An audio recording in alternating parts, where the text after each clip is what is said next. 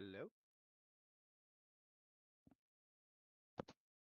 All right, all right. I'm seeing the live going on, and yeah, it looks like the stream's live, everyone. So let's get this thing started here. Good evening, everyone. Welcome to yet another episode of the Xbox Roundtable Podcast. This is show number 300. Woohoo! Achievement unlocked. Anyways, I'm Invader, your host for the evening, and of course, as per usual, I am happy to have everybody here talking about all things Xbox, and of course, more from around the gaming sphere.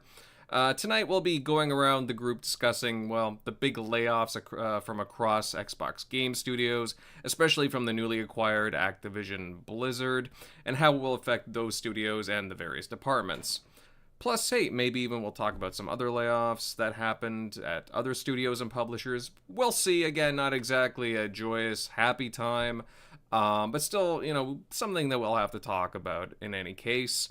But before going into that, let me introduce all of the wonderful panel members tonight, starting off with Crusader. Crusader, what's up, man? Nothing much. I had a very long week at work, so I spent most of my week just kind of playing a game called Army of Ruin, which is a game very similar to Vampire Survivors. And then this weekend, I decided it was time to go and play some Halos again. So I played both Halo Reach and um, Halo CE, and I started Halo 2. Nice. Yeah, I did see you playing that. You playing a lot of it. Yeah. I mean, depending on the game, some of them are not too hard to go through, depending on the They're all about difficulty. 6 to 8 hours. Yeah, something like that. Yeah. But again, I don't know. Just to me, each of them has something to offer that's really enjoyable. Yeah. But that's It would throw me off going straight from Reach to CE without the sprint or any sort of movement like that. I know it's an ability in Reach, but still, it still feels like a faster game. yeah, Yeah. yeah. It just again that's just the times, right? The times from going from OG Xbox era to well, basically towards the end of the 360, right? So, damn, time flies in the gaming universe. Moving on, we got Grimes. Grimes, what's up, man? What's going on? I've been good just playing Power World. Still having a blast playing it. Of course, I would have preferred to talk about this today, the great success it's been having and the controversies, but instead, we're here to talk about the great disease in the tech industry with all you great people. Yes. I mean, we can touch on a bit of Power World success later too. I know we had touched on it last week, but it has got some things. So maybe towards the end, if you want to bring it up, that's fine too. No worries. But yeah, moving on down. He chimed in right when we started. Centurion, hey Cent, how you been the past week? I'm doing pretty good. Sorry for just skating in like that as quick as I could. I was finishing eating dinner with my wife. It's all right. Uh, It's all right. just plugging away at work, getting some things dialed in. Playing games here and there when I can. Just continuously going down the rabbit hole of Elder Scrolls Online. Trying to get through Ubisoft's Avatar game. And I finally started I started Hi-Fi Rush, and I also started what the hell's it called? Forza Horizon 5. Nice. So you're dabbling into a few different genres there all at once. Yes. I would definitely say Hi-Fi Rush is definitely an interesting experience. I've never played a beat-centric style game like that. One thing I will say is it's definitely not depressing. It's like No, visually it's definitely not. it's very stimulating is what I'm saying. Definitely, yeah. And I like I will definitely say that the graphics on it, for being the way it looks, are pretty top notch in the fact that it looks just like a cartoon in its sense. So the art design of the game really is a good direction for it, and I really feel it suits it. I only have made it past the first boss so far, so I'm just kind of playing it here and there, but Definitely decided to start trying to tackle a number of different titles, but obviously Elder Scrolls Online is always consuming so much because I'm trying to get ready for the Gold Road when it comes out in June. Mm-hmm. Yeah, I can see you plugging away at that. Yeah, no, for sure, for sure. All right, moving on down. Oh, I saw him slide in as well. Eric Shockley. Hey, Eric, how you been the past week, man? Hey, pretty good. Just been getting some gaming in. Was playing some old Eric, PS2. you're extremely muffled. Yeah, you Um, are. You know, Like, well, indecipherably muffled. can you hear me now? Yeah, that's Yeah. better. Yeah, it's better. No, okay. I think it was my. You sounded like a teacher or like a parent from the Peanuts. Yeah. No, yeah, not much. Just been doing some retro gaming, playing some PS2. I'm trying to get through as much as I can, before. I just noticed with my retro gaming, like there's so many games I have access to, but it's just like you'll never actually be able to play some of these. But I was playing some Shadow Hearts. I heard that was a pretty cool series on the PS2. Has some of those early. Oh, you cut out a bit. Just so you know. Not sure if you muted yourself or...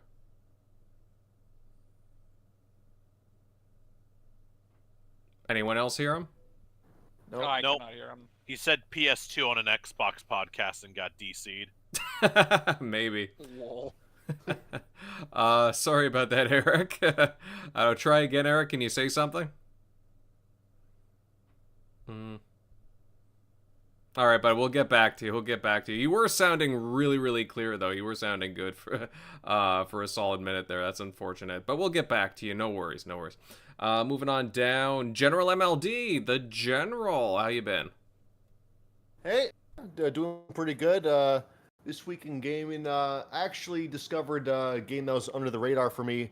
It's called Redout and Redout 2. Oh, yeah. Because I played back on the GameCube. I played a lot of F-Zero, and this is like an indie version of that kind of genre. And I'm just having a blast with this couple games here. So yeah, that's been me. So let's pretend like I'm not an educated person and don't actually know what F-Zero is. What is it? A sci-fi futuristic racing game that Nintendo made like 20 years ago.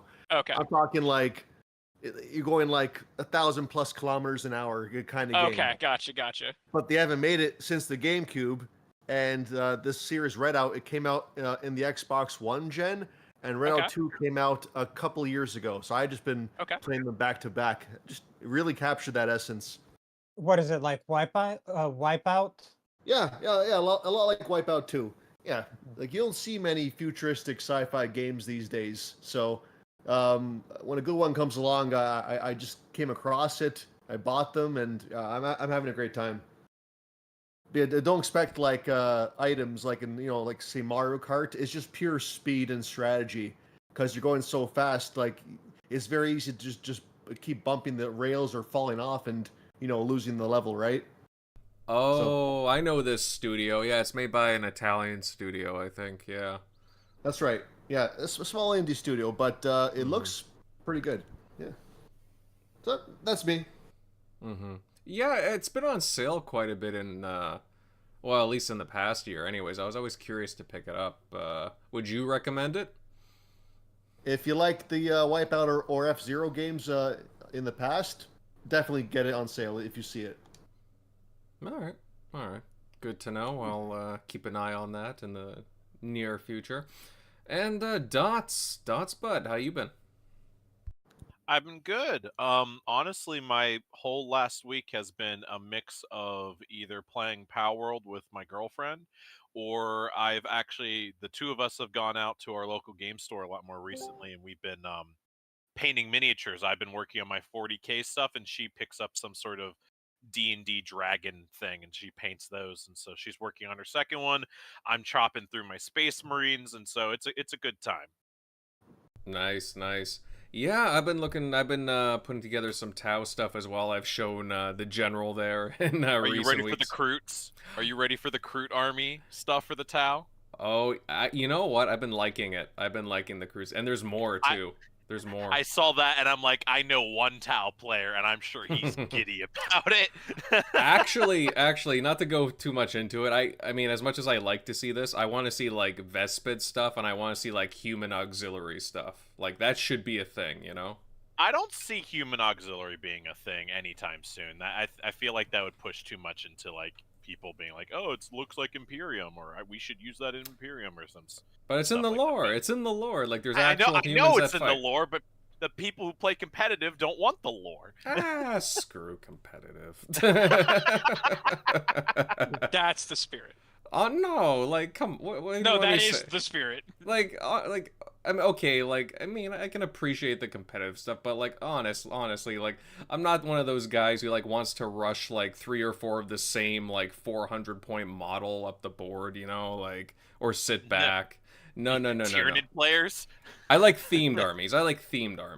But whatever. Anyways, enough about 40k talk. Guys, before we get into things, please consider sharing out the show, as I'd love to have more people here with us. As well, give the show a like and subscribe to the channel if you're new here. Love having the new faces around. That being said, though, yeah, guys, let's get into the big news from the past week. Unfortunately, Microsoft announced that they had laid off about, well, actually reports were coming in, but they did announce it, roughly 1,900 people, so 2,000 people almost off from across Xbox Game Studios and Activision-Blizzard, which accounts for roughly 8%, I believe, of the that gaming division now, since now that they have Activision-Blizzard. And while it's hard to give maybe some exact numbers across all the studios, I've seen numbers from about like 30% at Sledgehammer Games, Toys for Bob, along with even Beanox. Beanox got hit significantly as well, from what I was hearing. Very, again, it's just very unfortunate, sad to hear. What's also concerning, not just the layoffs, well, it has to do with the layoffs, but also that Xbox is shutting down its physical media department, which, I don't like. I'm a physical guy. What can I say? I do like it. I mean, I like digital, but at the same time, I do like to have something that I can actually own. But yeah, lots of downsizing across the board, unfortunately. Now, I know that there's a lot on everyone's minds because of this, and I'll get to everybody to chime in here, of course. However, GeneralMLD, why don't you lead us off on this one, my friend? Obviously, we don't like to report on these things, whether it be Xbox related or not, because again, on any game studio, right, it just sucks when you see people get let go like this, especially en masse. What are your thoughts on these massive cuts? Can I make one update to what you said, because there was additional information on the physical stuff? Oh, yeah, okay, sure. Go ahead. Evidently, they didn't outright close the department. They consolidated significantly across all 5, all 4 of their subdivisions. So Xbox Game Studios, ZeniMax, Blizzard, and Activision. King doesn't actually have a physical department because they're a mobile developer, publishing arm. But they didn't outright close stuff, but they significantly consolidated it across all the stuff. So they're not totally closing it. Okay, all right. That was an update from Jez. Oh, okay. See, I didn't catch Jez's update. I did see again. Yeah, I was seeing it was in his article. Okay, all right. I mean, well, that's encouraging, I guess. Yeah. Yeah, just so that we don't really have to go completely on the physical tangent tonight if we don't want to, because we basically talked about that a lot 2 weeks ago. Yes, we did. You're right. We did bring that up before. Okay, well, I'm glad that I don't have to worry as much about that part. All right, that's good. But thank you for bringing that up, Crusader. I'll get to you very soon. But GeneralMLD, why don't you start us off here? Oh yeah, so I've given this a lot of thought since the news broke. Of course, this isn't pleasant to talk about because we're Xbox fans here, we got to talk about the business impact, how Xbox will adapt to all this. But end of the day, these are people's lives, and a lot of people lost their jobs. So I'm gonna try and be as sensitive as possible to all that. So I'm just gonna go through everything that all the news that broke, and people want to chime in here and there because this is a pretty meaty topic. So I'll just start from the top here. Now I feel like since the courtroom battles, we all knew to some degree that some layoffs were going to happen, especially the duplicate positions that Xbox doesn't need, two of. So HR, legal, marketing, things like that. Of course, those weren't the only things impacted, but you kind of get the idea. I feel like the whole number of 1,900 took us all back by surprise. We thought it would be smaller, but the total number is what it is. We also found out they are Xbox is I'd say severely reducing their online community positions and all but eliminated customer service. I think they're going to outsource that as well to keep costs low. So there's also that. It kind of tells you where Xbox is going in this regard as well. A user on Twitter or X, his name is PostUp. He actually showed something of a time lapse where Blizzard's employee count over the years. Long story short, apparently Blizzard was on a hiring spree during the pandemic, as a lot of companies did, and not even regulated to just gaming. It was just something across the board. People have to work from home and that sort of stuff. So it just feels like the market is essentially correcting itself, and not just in gaming. And we're just seeing the unfortunate side effects of all that stuff. Because we're approaching something that is normal or was pre-pandemic. Of course, it's not the same, but we're going back to whatever we consider normal these days. And other studios in gaming have layoffs too, but it does pale in comparison to this because of the sheer scale of ABK. But in the end, though, ABK, they did hire, I'd say, a few thousand employees at least. I think I'm lowballing that number since 2020. And so this just had to be a natural correction, unfortunately. Although I take no pleasure in saying that. Now, I feel like from a business side here, Xbox, they're in this for the long haul. But given how much they own, like the overhead, the payrolls, given all they own, the publishers now, it's insane. They got to run lean. End of the day, that's, companies got to make money, right? I feel like they're just going for the basics. Make the developers make games. Nothing else matters. Like community support, customer service, all that stuff they'll kind of address as it comes, but they just want developers to make games, period.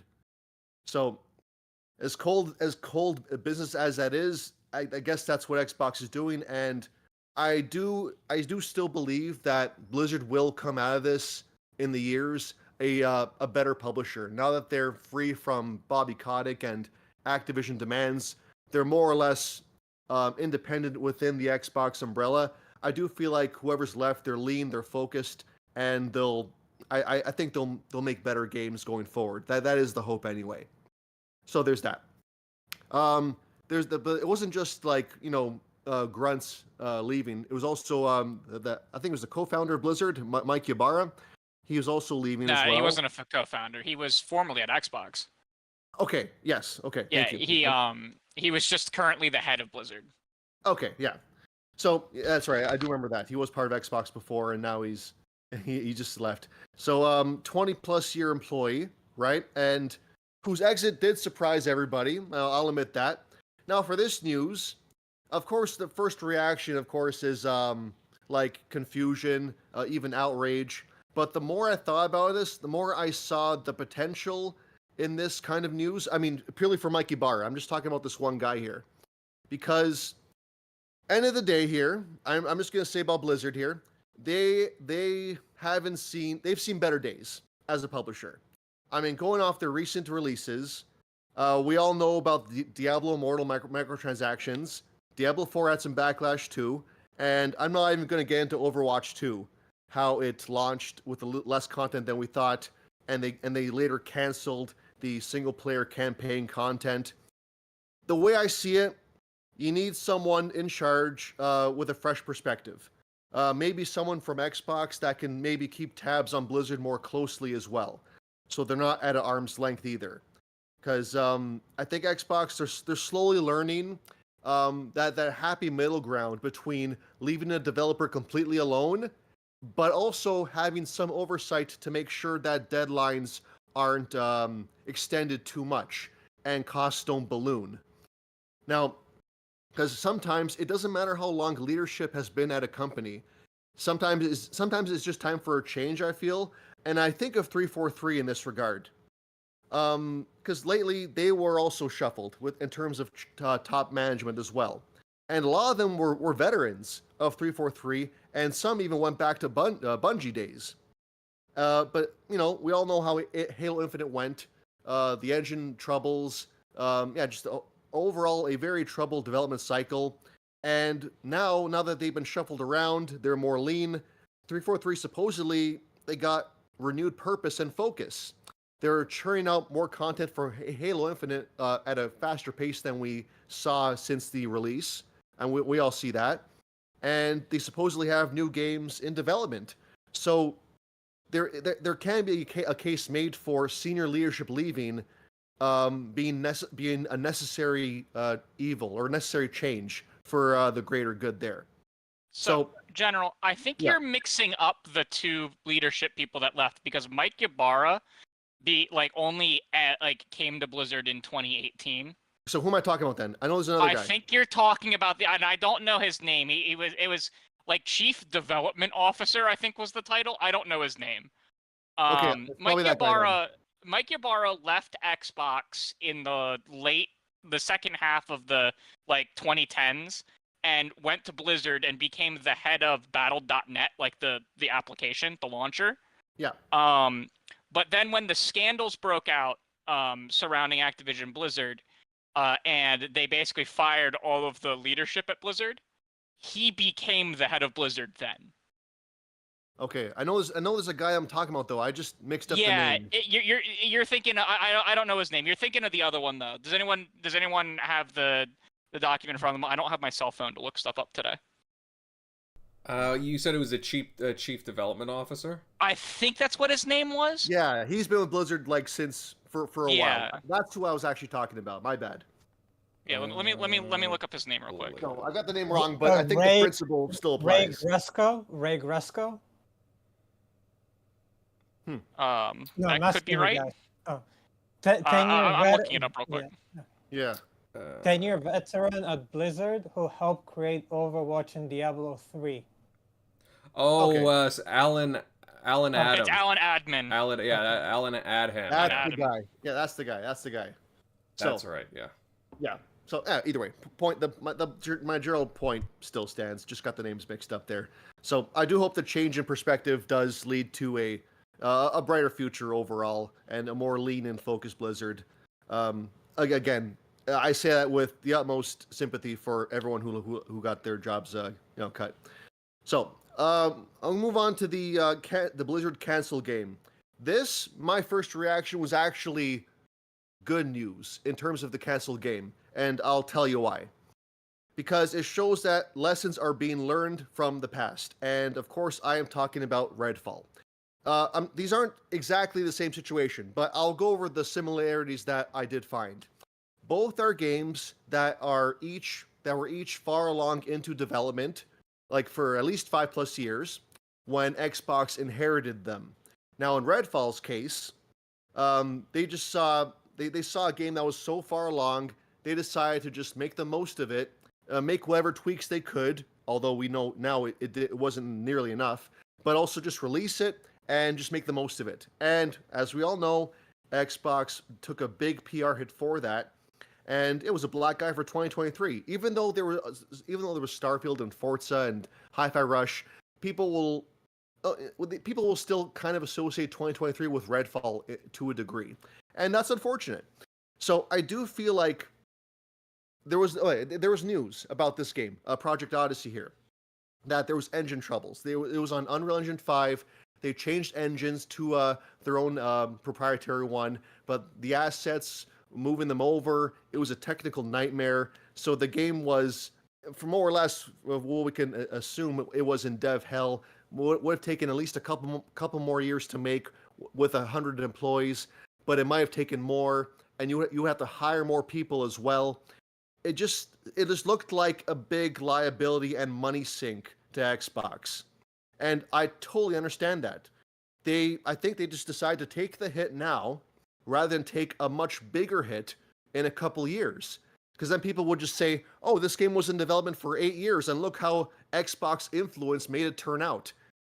The exact same narratives with Redfall, but it would just be amplified because, oh, look how bad Xbox is with ABK, how bad they manage him. No, this way, they see a problem, they inherited a game, they see a problem with it, how it's a technical mess. Instead of doing a slow crawl to make it better, and they just cut your losses. That's it.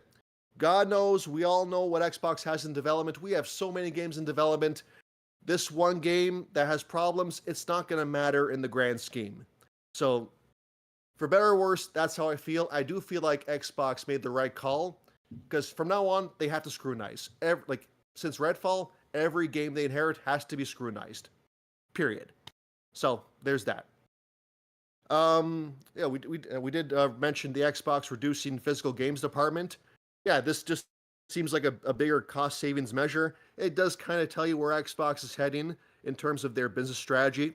Like Crusader said, it's not completely gone, but it's just, heavily consolidated.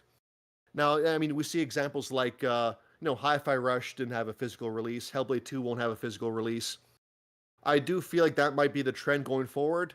Smaller games, like single A, double A games might not get one, but triple A games will get maybe a limited run of physical copies, because I did read that news about Walmart just getting rid of Starfield physical copies. So maybe they'll just make physical copies, but not as much as they used to as well. Because end of the day, let's just look at the market here. PC gamers, they long ago weaned themselves off physical games. They just stopped. And console gamers, we're more or less catching up to them, more and more every year. And in terms of the big three, Xbox gamers look like they'll be the first to fully adopt the PC gamer model. And that in itself is part of Xbox's design. Game Pass is heavily pushed, is digital. So we're kind of conditioned to play more digital than usual. But it's not just Xbox either. I mean, PlayStation launched with a digital-only console. So it's not just Xbox here.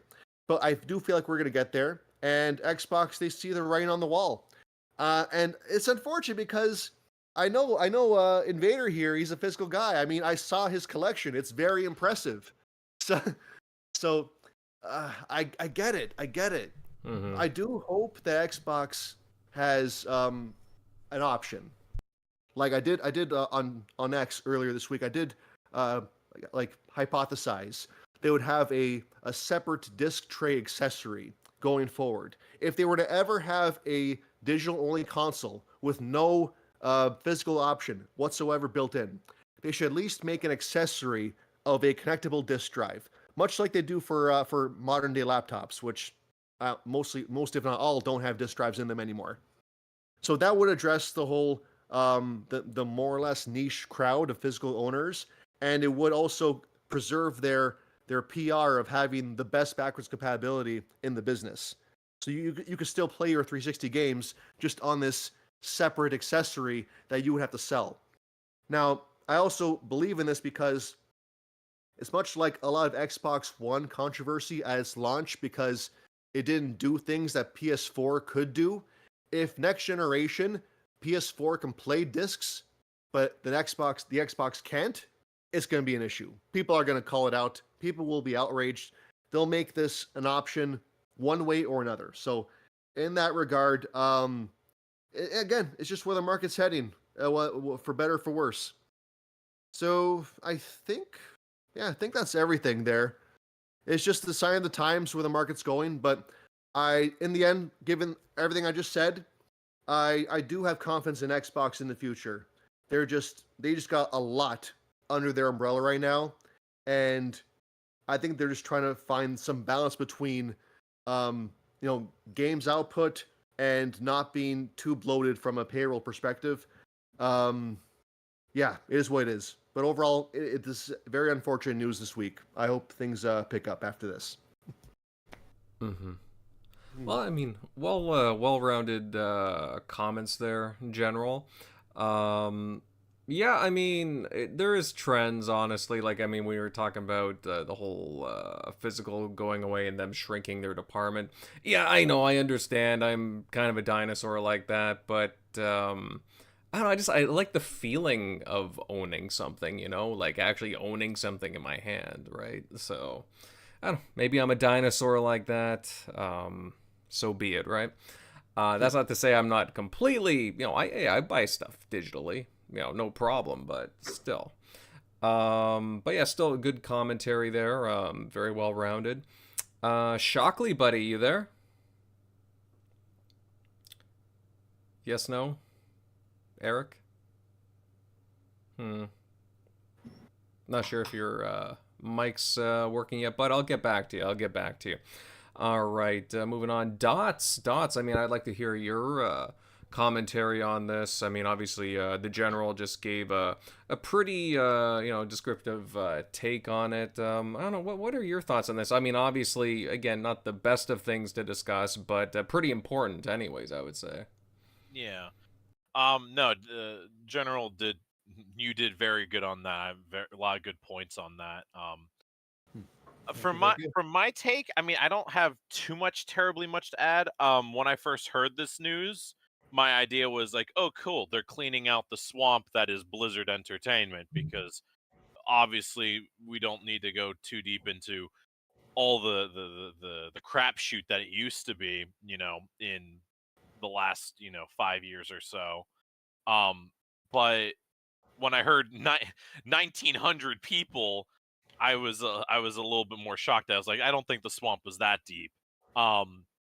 So it's definitely a step forward of change. I am not. I might have a business degree. I might understand the need to cut workers. I will never agree in these mass layoffs, and that's definitely it's definitely an interesting issue, because I mean, to be honest, I actually have gotten laid off from one of my jobs too, and it sucks. Being like seeing people you knew and worked with get laid off, only for your head to be next on the chopping block, and you have no warning, no preparedness for it. It just happens, and that now at my current job, I'm part of a union. So that's gonna. I've heard some people say, developers and game media people need to start unionizing to, hopefully prevent these mass layoffs. And I'll be curious to see how far that kind of a push goes, because no, it's horrendous. I mean, last year and now just go straight into this year, just the amount of layoffs happening is utterly absurd. And I hope it does not hurt the gaming industry as much as it looks like it's going to. Some companies, we've seen it worse than others. Obviously Blizzard was not really in a good spot, in my opinion, and so their layoffs aren't as of consequence to me. Unlike, for example, Bungie, when they had their layoffs. And now, I mean, I'm sure Crusader can probably back me up on this, but Destiny 2 feels like a carcass right now, just an empty shell. There's nothing to do. There's nothing to do. There's nothing to see. Like the seasonal activity's done, and we're they're hanging by a thread of a noose until June for their big hurrah DLC, and then who the hell knows what's coming after that. In that case, we can even talk about like how they laid off their community support team too, and now there's just no communication. Like they just. Oh yeah, they no. still have their this week at Bungie, but like it's. We fought Bungie tooth and nail to communicate with us more, and then they gave us some. Communication's dead. And then they gave us some, and now it's dead. And I mean, they fired those people. and Michael Salvatore. Why, you stupid idiots. Was he the composer? Yeah. At Bungie, yeah. Yeah. Oh my lord, it's such a Like, dumb and like decision. I'll talk about it more when I'm gonna go. But yeah, you know, we can see what has happened at other companies, and when you lay off some of these departments. So that's I'm curious to see if any sort of push to unionize will actually happen. I know that's a rough topic, and obviously the organization and money that goes into all that. But I mean, like, if a small sector of Amazon can unionize, because I think there's like a group of Amazon employees in New York that are part of actually an Amazon union. If Amazon can get some sort of unifying or unionize going on, I mean, gaming industry is not as bad as Amazon in that regard. So I would be curious to see if that. I mean, writers and actors have unions.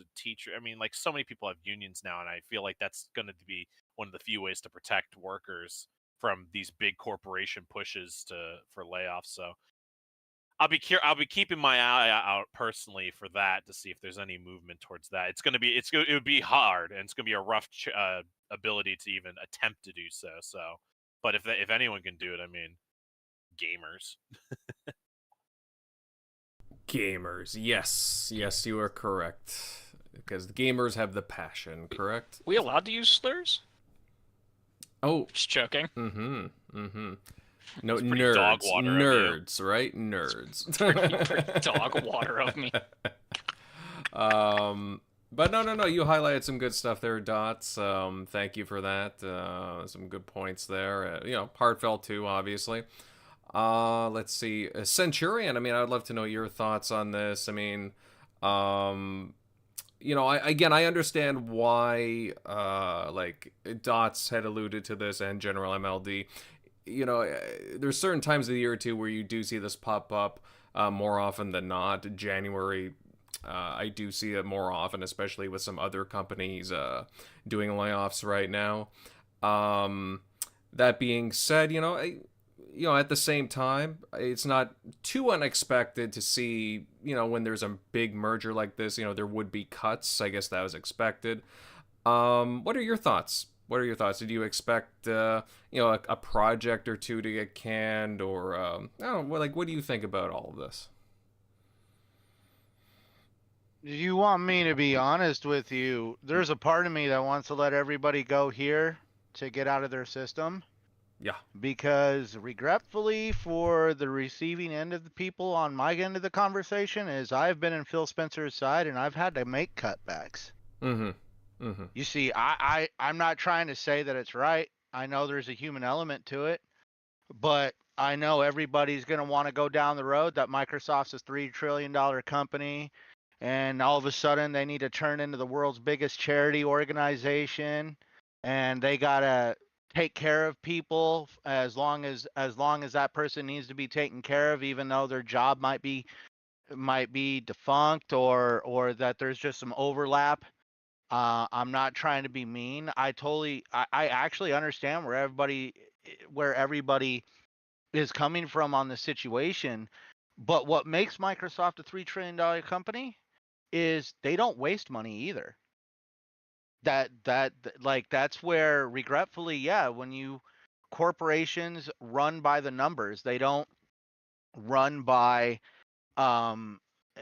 what's right, regretfully. I mean, if it was a perfect world, yeah, but then at the same time, it's kind of a catch-22 when you look at it that way, because this is where I live my life on a different scale than a lot of people. And that's because I am always convinced that there is somebody jockeying for my position in life. And that's where I'm never going to become a sheep. I'm always going to be the wolf walking around. And I got to remember that if I'm not always trying to improve myself and trying to make myself irreplaceable, then you start running the risk of being replaced. And that's where, I mean, I'm not trying to be mean. I understand the human element behind it. But let's face it, Microsoft was acquiring thousands and thousands of people in purchasing Activision-Blizzard. I thought it was funny how people all of a sudden are like, oh, look, the FTC and the CMA should have fought harder because they're starting to let people go. And it is interesting that the union members definitely made sure, like, how about let's talk about like how I thought the entire company was unionizing. But apparently only certain people unionized. They got their protections, but It was only QA.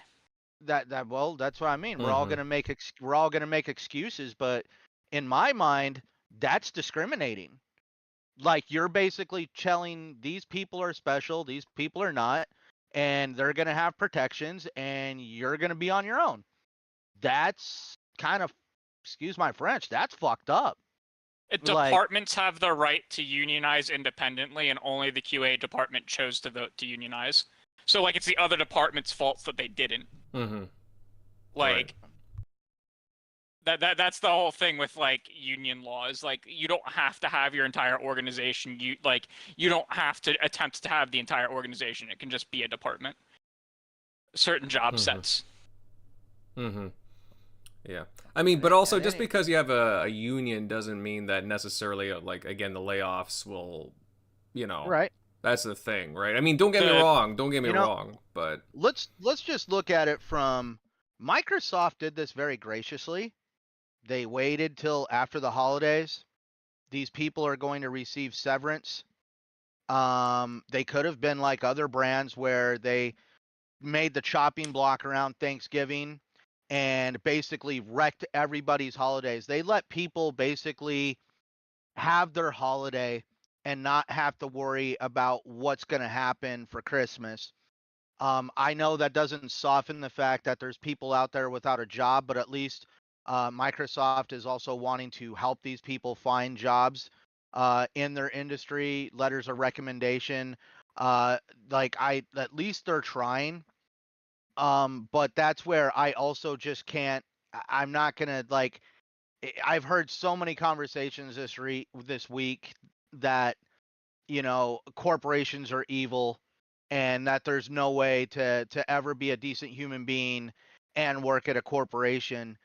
And that's where I have personally seen business owners that have basically bankrupted themselves because of trying to be charitable, and it basically backfired, and they basically, like, at the end of the day, the people that they were trying to take care of went off and found a new job where they were the one holding the ball with all the company debt and bankruptcy that they had to deal with. They had to sell their home and everything else because they tried to be charitable. And that's where I believe it's a fine line of trying to be strategic. Now, that's where I'm trying to say that that I understand the human aspect of it, but for me, the human aspect is, you know, we don't have Phil Spencer walking around like Bobby Kotick talking about wanting to kill people or harm them or completely mistreating them.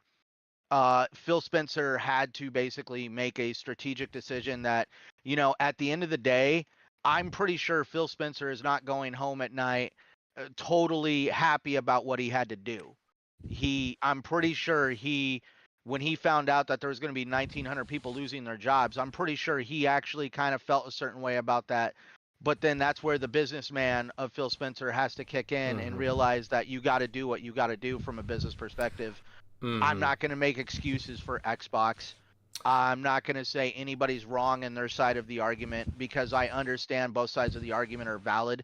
It's just, this is honestly something that happens, and it's actually, come on now. I am one of the proponents that has said that the only way that the economy is going to fix itself is if we actually go down essentially something that, you know, a lot of people don't want to talk about, and that's basically a correction that has to be made in the economy. And part of that correction is people having to move around in the industries they are, switch jobs, change professions. But at this point, the world economy is completely out of control. Everybody is just as guilty of overhiring and overstretching things. Like, I mean, let's look at like Uber, DoorDash, all these delivery companies that frickin' banked and banked during the pandemic because nobody could walk inside a restaurant. And now look at where we at. Delivery companies are having to make huge changes because now regulations for how those jobs are done are changing.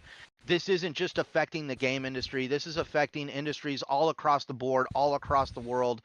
And it's just really tragic that, this is what it took, rather than people realizing that maybe there should have been some better decision making in the beginning. Mm-hmm. No, I agree, and that's very in-depth commentary, and again, a very interesting perspective for that as well, Centurion. And I can really. It doesn't like that. It doesn't make me happy that Microsoft had to do this. Is it a complete surprise? No, because look at how many heads they took on when they got ABK and all this other stuff going on. But in the end, I'm not gonna basically bastardize the company because of it. Mm-hmm. I would say that. I think I remember maybe Matt Booty making some tone-deaf statements, but otherwise, yeah, no, I do understand what you mean.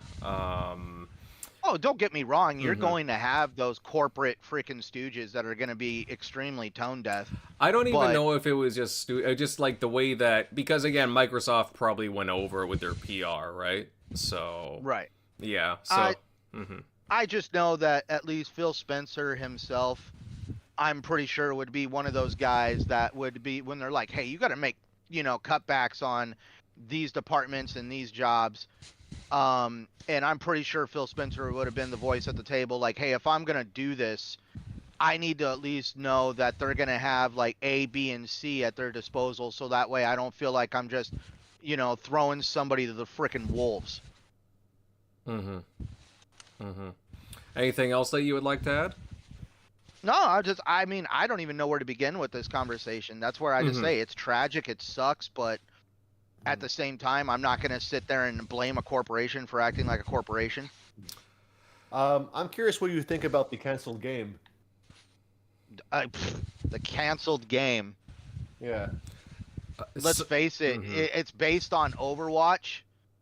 As much as dude, Overwatch has turned into. Wait, what do you mean it's based on Overwatch? Didn't you say it was based on the world? Like, at least I heard that the it's survival a totally game new was based IP, on survival. Yeah. Survival They said game. it was based in the universe of Overwatch. No. It's a fantasy game. Okay, well then wherever I frickin' read that, I heard it was in the universe of whatever, but maybe it was just the Overwatch lead designer was the lead designer of Overwatch. Was one of the world leads on Overwatch. How long has this game been in production? Like 6 years. 6 years, something like that. So it's basically it's never been in full production, mind you. Not full production, but it never entered full production. It was always on a smaller incubation team. It was intended to go into full production eventually. And wasn't the engine they were working with meant for more mobile? Yeah, correct. Yep. It was Blizzard's in-house engine that they were trying to get everyone to move to that was originally created for mobile. If I could at least say, when it comes to that, it's been in production for about 5 or 6 years.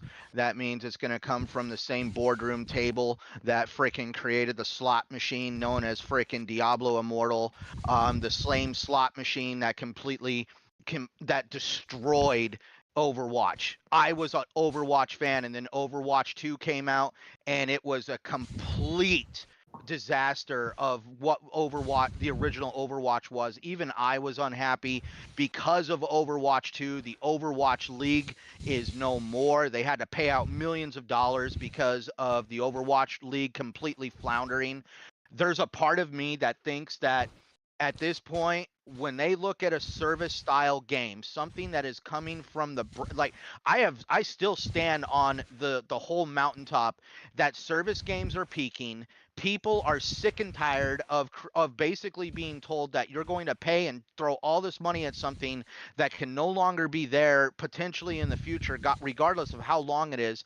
And that's where people take the gamble of, if the service game is successful, then the game will last for years and years and years, like Elder Scrolls, Destiny, Fortnite. Hopefully Pal World ends up on that frickin' list. Or you could end up with stuff like is it Babylon's Fall? Is that the one? That was Babylon. that was the Square Ooh, Enix one with Yeah, Platinum like- Don't Games. say the B like- word. No, but that's where it is. Let's really look at the other end of the spectrum of, you could be all in for a service game, but you find out that it was a complete flop failure and a total abysmal frickin' swamp, and then all of a sudden they're going to be like, oh, well, time to unplug the server. Sucks for everybody who frickin' liked it. And that's where I'm just saying, like, right now, service games are a huge gamble, unless you are like Pal World and you're able to do it for just under, I think it was what, $7 million? It should be noted that Power World is not a live service game. It's not intended to ever have microtransactions, and they're still debating whether or not they actually want to even have expansions to the game. No, to me, a service game is it exists on a server, and Power World doesn't. You Is it can peer-to-peer? host a server personally if you would like to have more of your friends do it, but you host it yourself. I run our server off of my desktop. What about on console? On console, you host it. On console, you can't even join to the 32-player servers. You can only do local hosting of 4 players. What about So their official your console servers? is the thing hosting it. What about their official servers?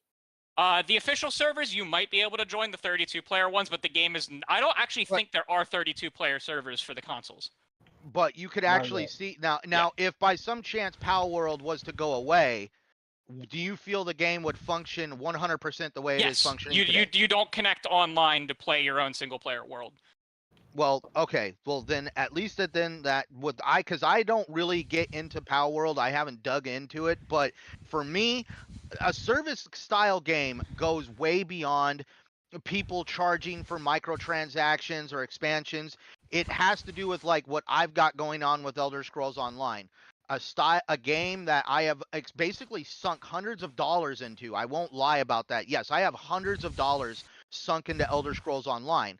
When they turn those servers off, I am FUCK'd. And that's where I don't want to be into all these service games. I want to be very selective on where I do that, because technically you could sink a lot of money into something and then you find out that nobody liked it and it was basically a very short run and the game is gone. Yeah. So and to me, it doesn't matter whether it has microtransactions or not. It could be a free to play, but the point is like for me, it's like, if you really like that game and it goes away, then you're out whatever you had invested into it, whether it's time or money. And at the end of the day, time is actually one of the most valuable resources anybody could have, because, you only technically live this life once. So to waste someone's time, you feel a certain way about that. And that's where, to me, I don't know what this survival style game. It was supposed to be an MMO, 100-player. Think Ark Survival Evolved with 100 players on the server. That's what it was supposed to be.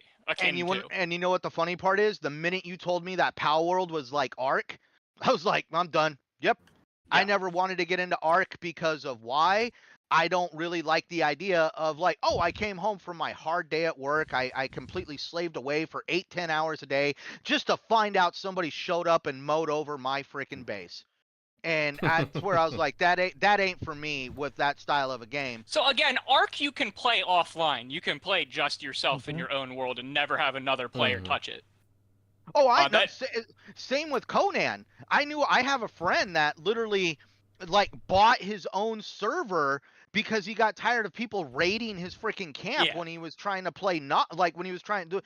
So that's where it's just like, that's where I don't know exactly what this game was on whatever boardroom table or Olive Garden napkin that somebody hatched out for this survival game over at Blizzard. But we all know that Phil Spencer axed Scalebound. Hey, let's bring that one up. And that's where Phil Spencer can recognize when something might not work out. Especially, I like how GeneralMLD brought up Redfall. So they're being very considerate now over what could potentially get people's attention. And I'm sorry, when it comes to a game like an MMO, a service style game, something that requires constant online play, this is where I hate to say it, but when you craft a game around those concepts, your game has to be like an 8 at least, but more than likely a 9 or a 10, because if you hit a 6 or a 7 or lower, your game is literally living on borrowed time. Mm-hmm. I mean, there's only so many games that can really, like, push those genres, and then when you see other games adopt those kinds of services, whether they be Halo, Call of Duty, Battlefield, so on, when you see these, again, older titles that, again, they have their own feel to them, they have, again, like, their own set ways of doing, like, matchmaking, campaign, and whatnot, and then they go hardcore into a lot of the elements of these titles that are just kind of popular in the now. I don't know, it just kind of does a disservice to those older titles. To me personally, I'm not saying you can't take elements of them, but at the same time, it's just, I just prefer, like, these games pushing what, like, their own strengths and them coming up with their own ideas rather than just taking from, again, what's the popular now. And like you said, a lot of it in recent years has been those live as service games, right? So right, and that's where, at least if, like, look at Elder Scrolls, like, to me, what makes a game like this successful is not having a huge budget right out the gate. Every single company who is like, we're gonna spend 20, 30, 40, 50, $100 million on a service style game or something that requires a constant online connection, it feels like it's always a dud. But when we get these guys like Epic Games that built Fortnite for barely anything, or PUBG that was built on barely anything, or like we said, Power World, go look at the budget for Elder Scrolls Online when that game first came out compared to the budget they have today. Night and day difference on how much money like they had to create Elder Scrolls Online compared to today, where they're just like bringing in they have a huge check cut for them every single year to keep this game going. But that's where I just really feel that the what makes games really work best as a service style concept online game is when they don't have a very large budget, and it requires them to think about concepts and game mechanics that make them unique, that stand out, and they're not going to sit there and have to ride on the coattails of like, oh, we've got an amazing frame rate, or we've got really great resolution, or particle effects. No, they have to really think, hey guys, we only got about $10-15 million. What could we do to make people actually care about our game? And we don't know how much money this guy was proposing to spend on this survival fantasy game over at Blizzard. He could have been like, oh, well, you know, I only need about like $30-40 million. And I'm pretty sure Phil Spencer and other people were like, no. maybe. You're absolutely right. I just want to add that you're right, because a lot of the greatest games that stand the test of time in terms of popularity, like in the live service thing, like PUBG, or recently with Power World. I'm not saying that's live service, but it's a smaller game, but it's capturing this big audience. You gotta be fun first. The bells and whistles, that should not be the first priority. And I have this hunch that this Blizzard game was all bells and whistles, all this like pretty stuff.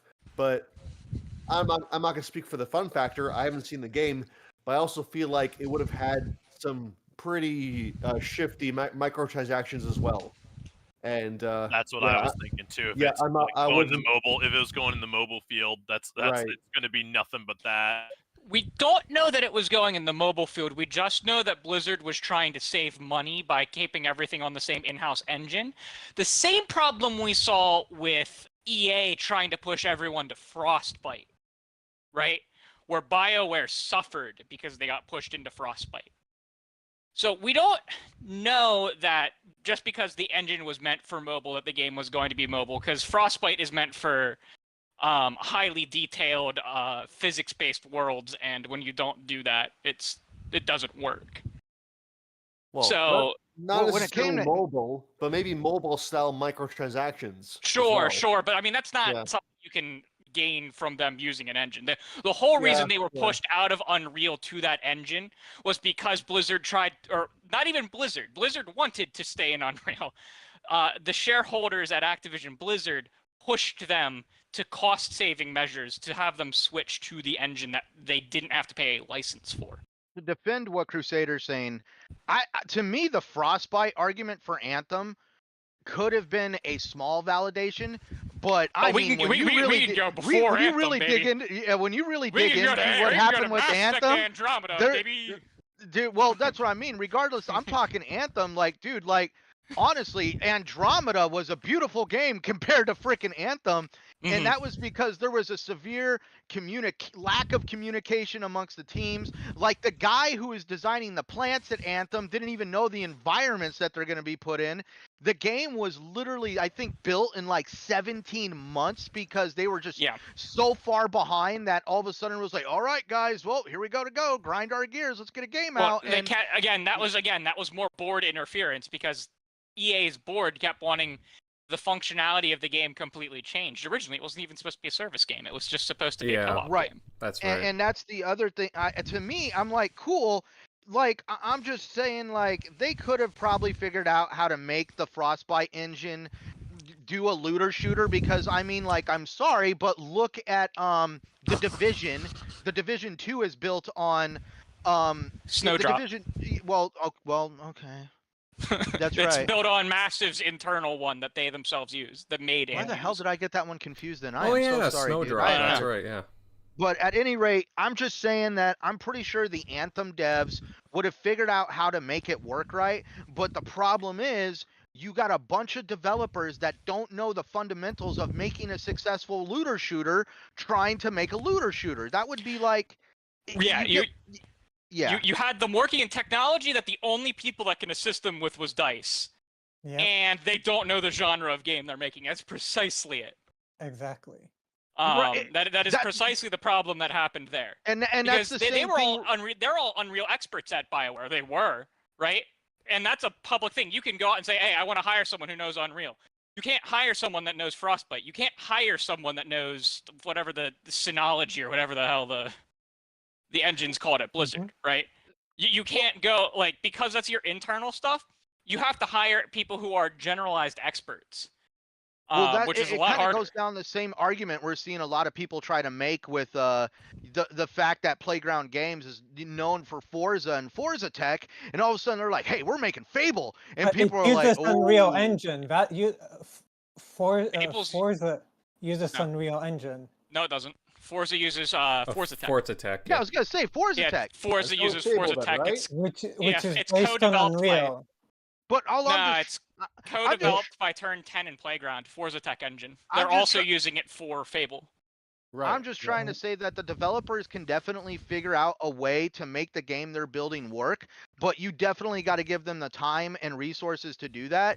And I just feel like, we're not trying to go down on a rabbit hole here, but at least when it comes to what happened with BioWare and Anthem, I feel like the developers were not given neither. Well, yeah, no, I mean, it was a problem that they had the whole way stemming back at BioWare to Dragon Age Inquisition. Dragon Age Inquisition had a significant number of DICE people come in and basically do all of the low-level implementations of the engine stuff for them because it's so not documented and that they were the only people who knew how to do it. But they didn't get that same level of support for either Andromeda or Anthem. Andromeda actually got less support than Anthem. Dude, this could be like a conversation for another day, but I mean, like, holy cow, like, what's gone on BioWare, but going back, like, see, this is what I mean, like, we're over here talking about, like, Microsoft and laying off 1,900 people for reasons that really, we can actually kind of accept that, Microsoft bought a large company. Microsoft has, is basically at this point, I hate to say it like this, trimming the fat, becoming more strategic, figuring out exactly what they're going to do, especially because of bumbles like Redfall and other ones that have occurred. Maybe they realize that maybe they just can't let these companies function autonomously like they thought they could do with Bethesda and what was going on with Redfall. And that's where, at the end of the day, like, I just feel that Microsoft does not have the internal struggles that we've seen occur at other brands like EA with BioWare, Sony with Bungie. We could sit here, or how about Embracer Group that seems to be just completely liquidating a total, like, I mean, if anybody really effed up for freaking during the pandemic and overbought and overspend, there's freaking Embracer Group, because Embracer Group is just laying off people and shutting down studios left and right just at an insane number. And that's where I just feel like I'm just feel like Microsoft is doing this as strategically as possible to prevent it from turning into an Embracer Group or a Bungie situation. Yeah, just to add on to that too, yeah, because you had Black Forest Games, for example, which they cut about like 50% of their staff. You know, the guys who did, what the hell is it called? Destroy All Humans. Yeah, and they're making some new game that I can't remember what it's. Oh, isn't it the? Oh, they're making the new Teenage Mutant Ninja Turtles game. That's correct. Yeah, and also, isn't there something going on with Piranha Bytes? If I'm not. Piranha Bytes is looks like they're going to file for bankruptcy. They may be just straight up closing. Yeah, that's so unfortunate. So that was likely to happen because Alex 2 completely failed. Elix 2, but also God, I play a lot of their off-world, like they're really weird RPGs. Like, is it the Last Oraku also Piranha Bytes? It might be. I still gotta play that. I'll say it right now. Yeah, I bought that because I'm like, this is gonna be a total B-rated experience. But I love me a cheesy ass sci-fi RPG. Yeah, but they can also be more focused in some other areas too, depending on the developer, right? Like, you could have a gem that's like one of those like B-grade games. No, that's what I mean. But that's what I'm saying. Piranha Bytes, I actually know who they are, and I've actually enjoyed some of the games they've done. Don't get me wrong; they're not up there with like some of the big AAA developers that everybody knows their name right off the tip of their tongue. But Piranha Bytes is definitely a very talented group of individuals that will they're willing to try anything and turn it into an RPG. No, you're right. You're right, Sint. You're right. Again, hopefully. I mean, yeah, things are looking a little dire at their end, unfortunately. Let's see. I'd like to give some other thoughts here. Shockley, bud, how's the mic? All right? Yes, no. You're there, Shock. You're muted. Maybe. Okay, Shockley, we'll get back to you in a sec. Let's see. Okay, I'll go to Grimes and then Crusader, because I know you guys have been waiting patiently. Yeah, Grimes, I mean, obviously you've been hearing the conversations from a few of the other guys already. And again, you know, like, we all agree, the situation sucks with the layoffs, and it's definitely, it's an industry-wide thing, but yeah, please share with us, what are your thoughts on, again, well, I guess the Microsoft, Activision layoffs, and again, touching on some other things. Yeah, man, I gotta say, what a roller coaster ride from the highs of last week to the lowest of the lows of this week. And I'm absolutely disgusted. I'm gonna come from a different angle to a lot of you guys. Some of you guys know my working background, so I'm gonna have to disagree with some of your opinions. 1900, that's just the start. We're gonna see a lot more layoffs throughout the year, and you're not gonna be able to excuse those numbers. It's not gonna be for the better of a gaming industry, for the better of a gaming studio. That's just how the industry is going. First of all, I want to say I'm really sorry to anyone affected by these layoffs.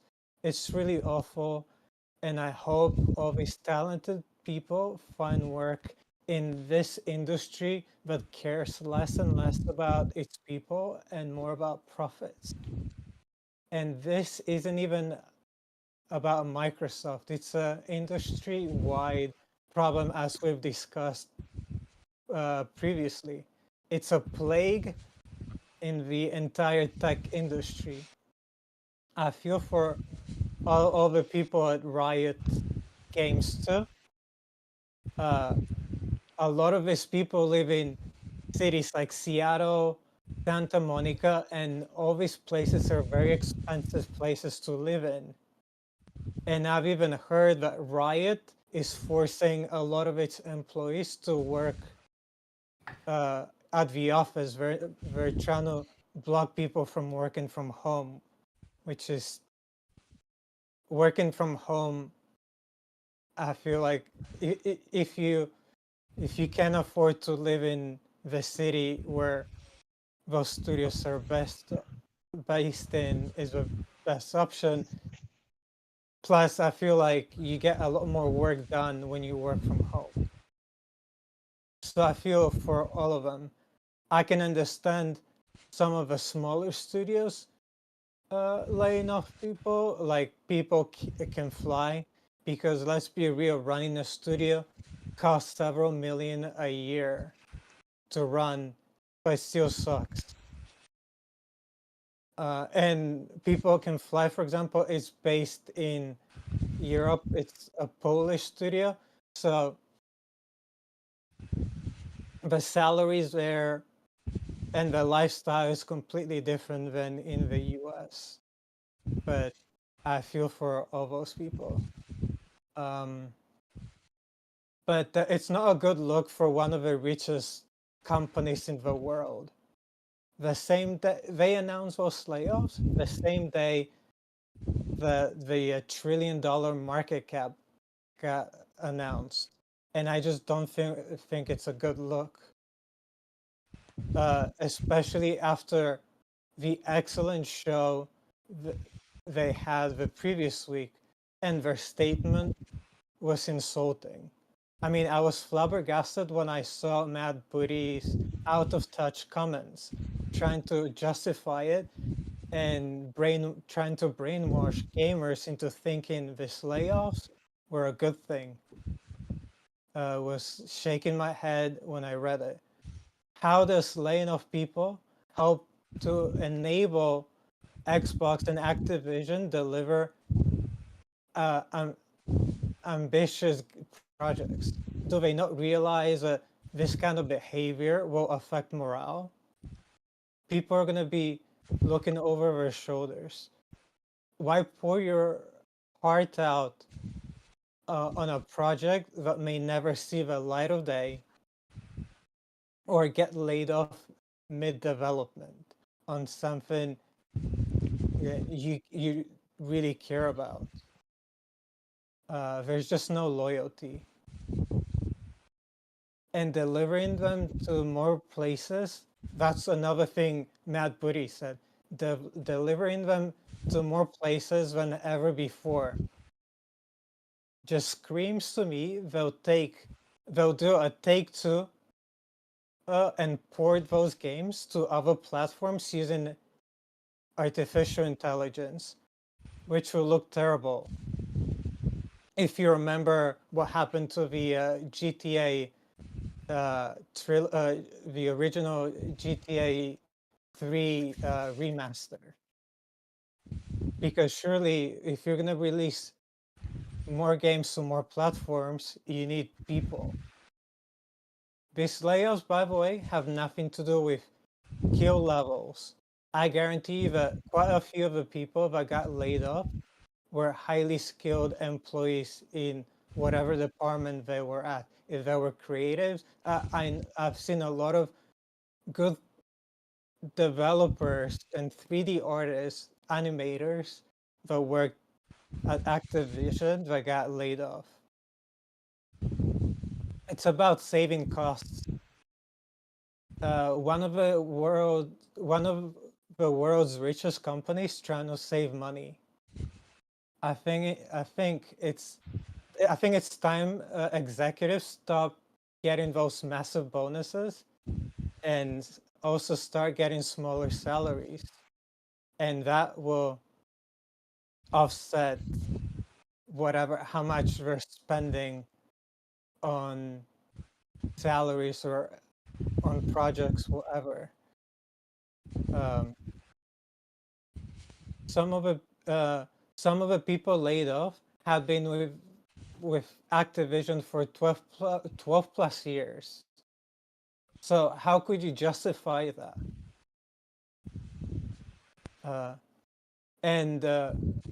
Let's talk about the community managers now. They play such a massive role into the lifespan of a video game. They're so underrated. They help shaping a game's brand. Um, they deal day to day with user with users, social media feedback, and they deserve so much better. The way I see it, Microsoft would gladly replace them with AI, just how they got rid of their technical support a few years ago. Regarding the cancellation of Odyssey, I get it. I get that games get canceled all the time. But how would you feel if something you've been busting your ass for 6 years plus gets canned? I very much doubt you would be all smiles and be like, oh, well, this happens and it's whatever. No, you would be pissed, frustrated with a company that just laid you off.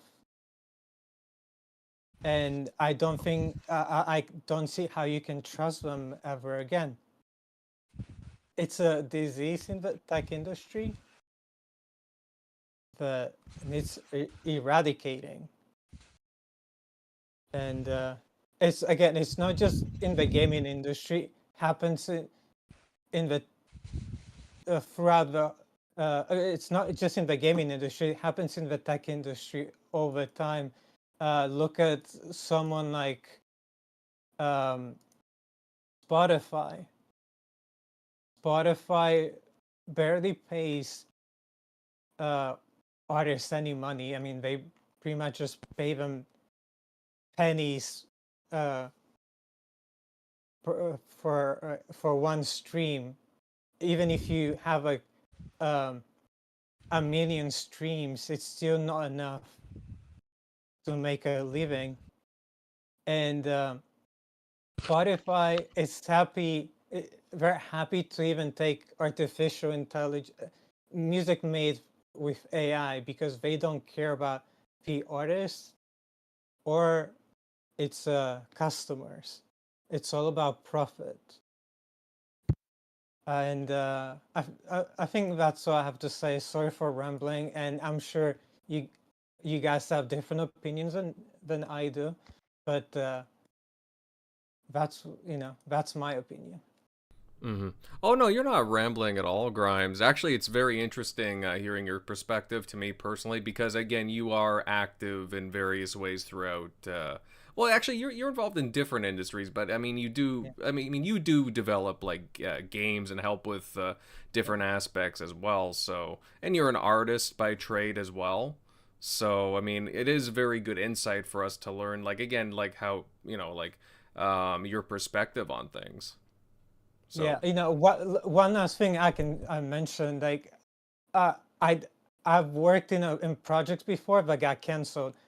Just before COVID happened, I was working on a project that was in Japanese. Mind you, I don't speak any Japanese, but so I never had in mind that I would be I never had in my mind that I would be working on an entire project in Japanese.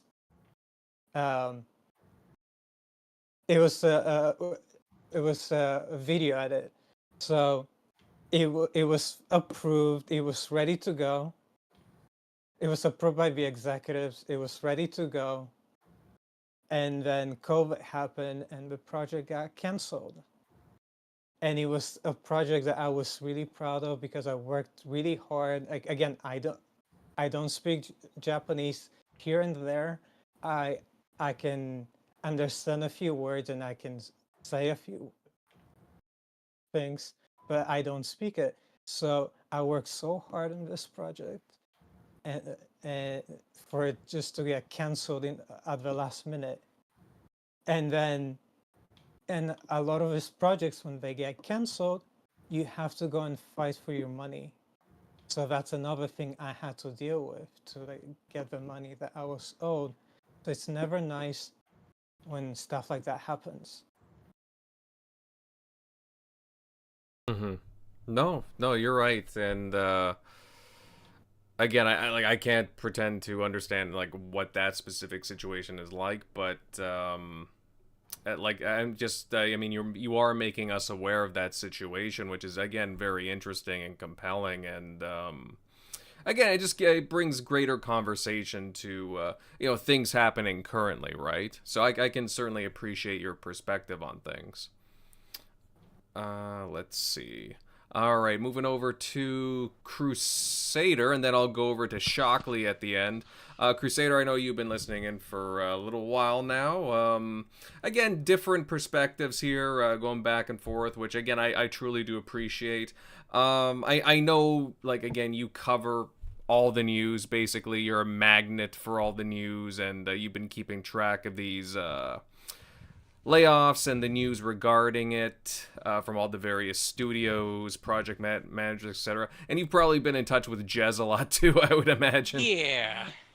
So what's up? What are your thoughts on all this?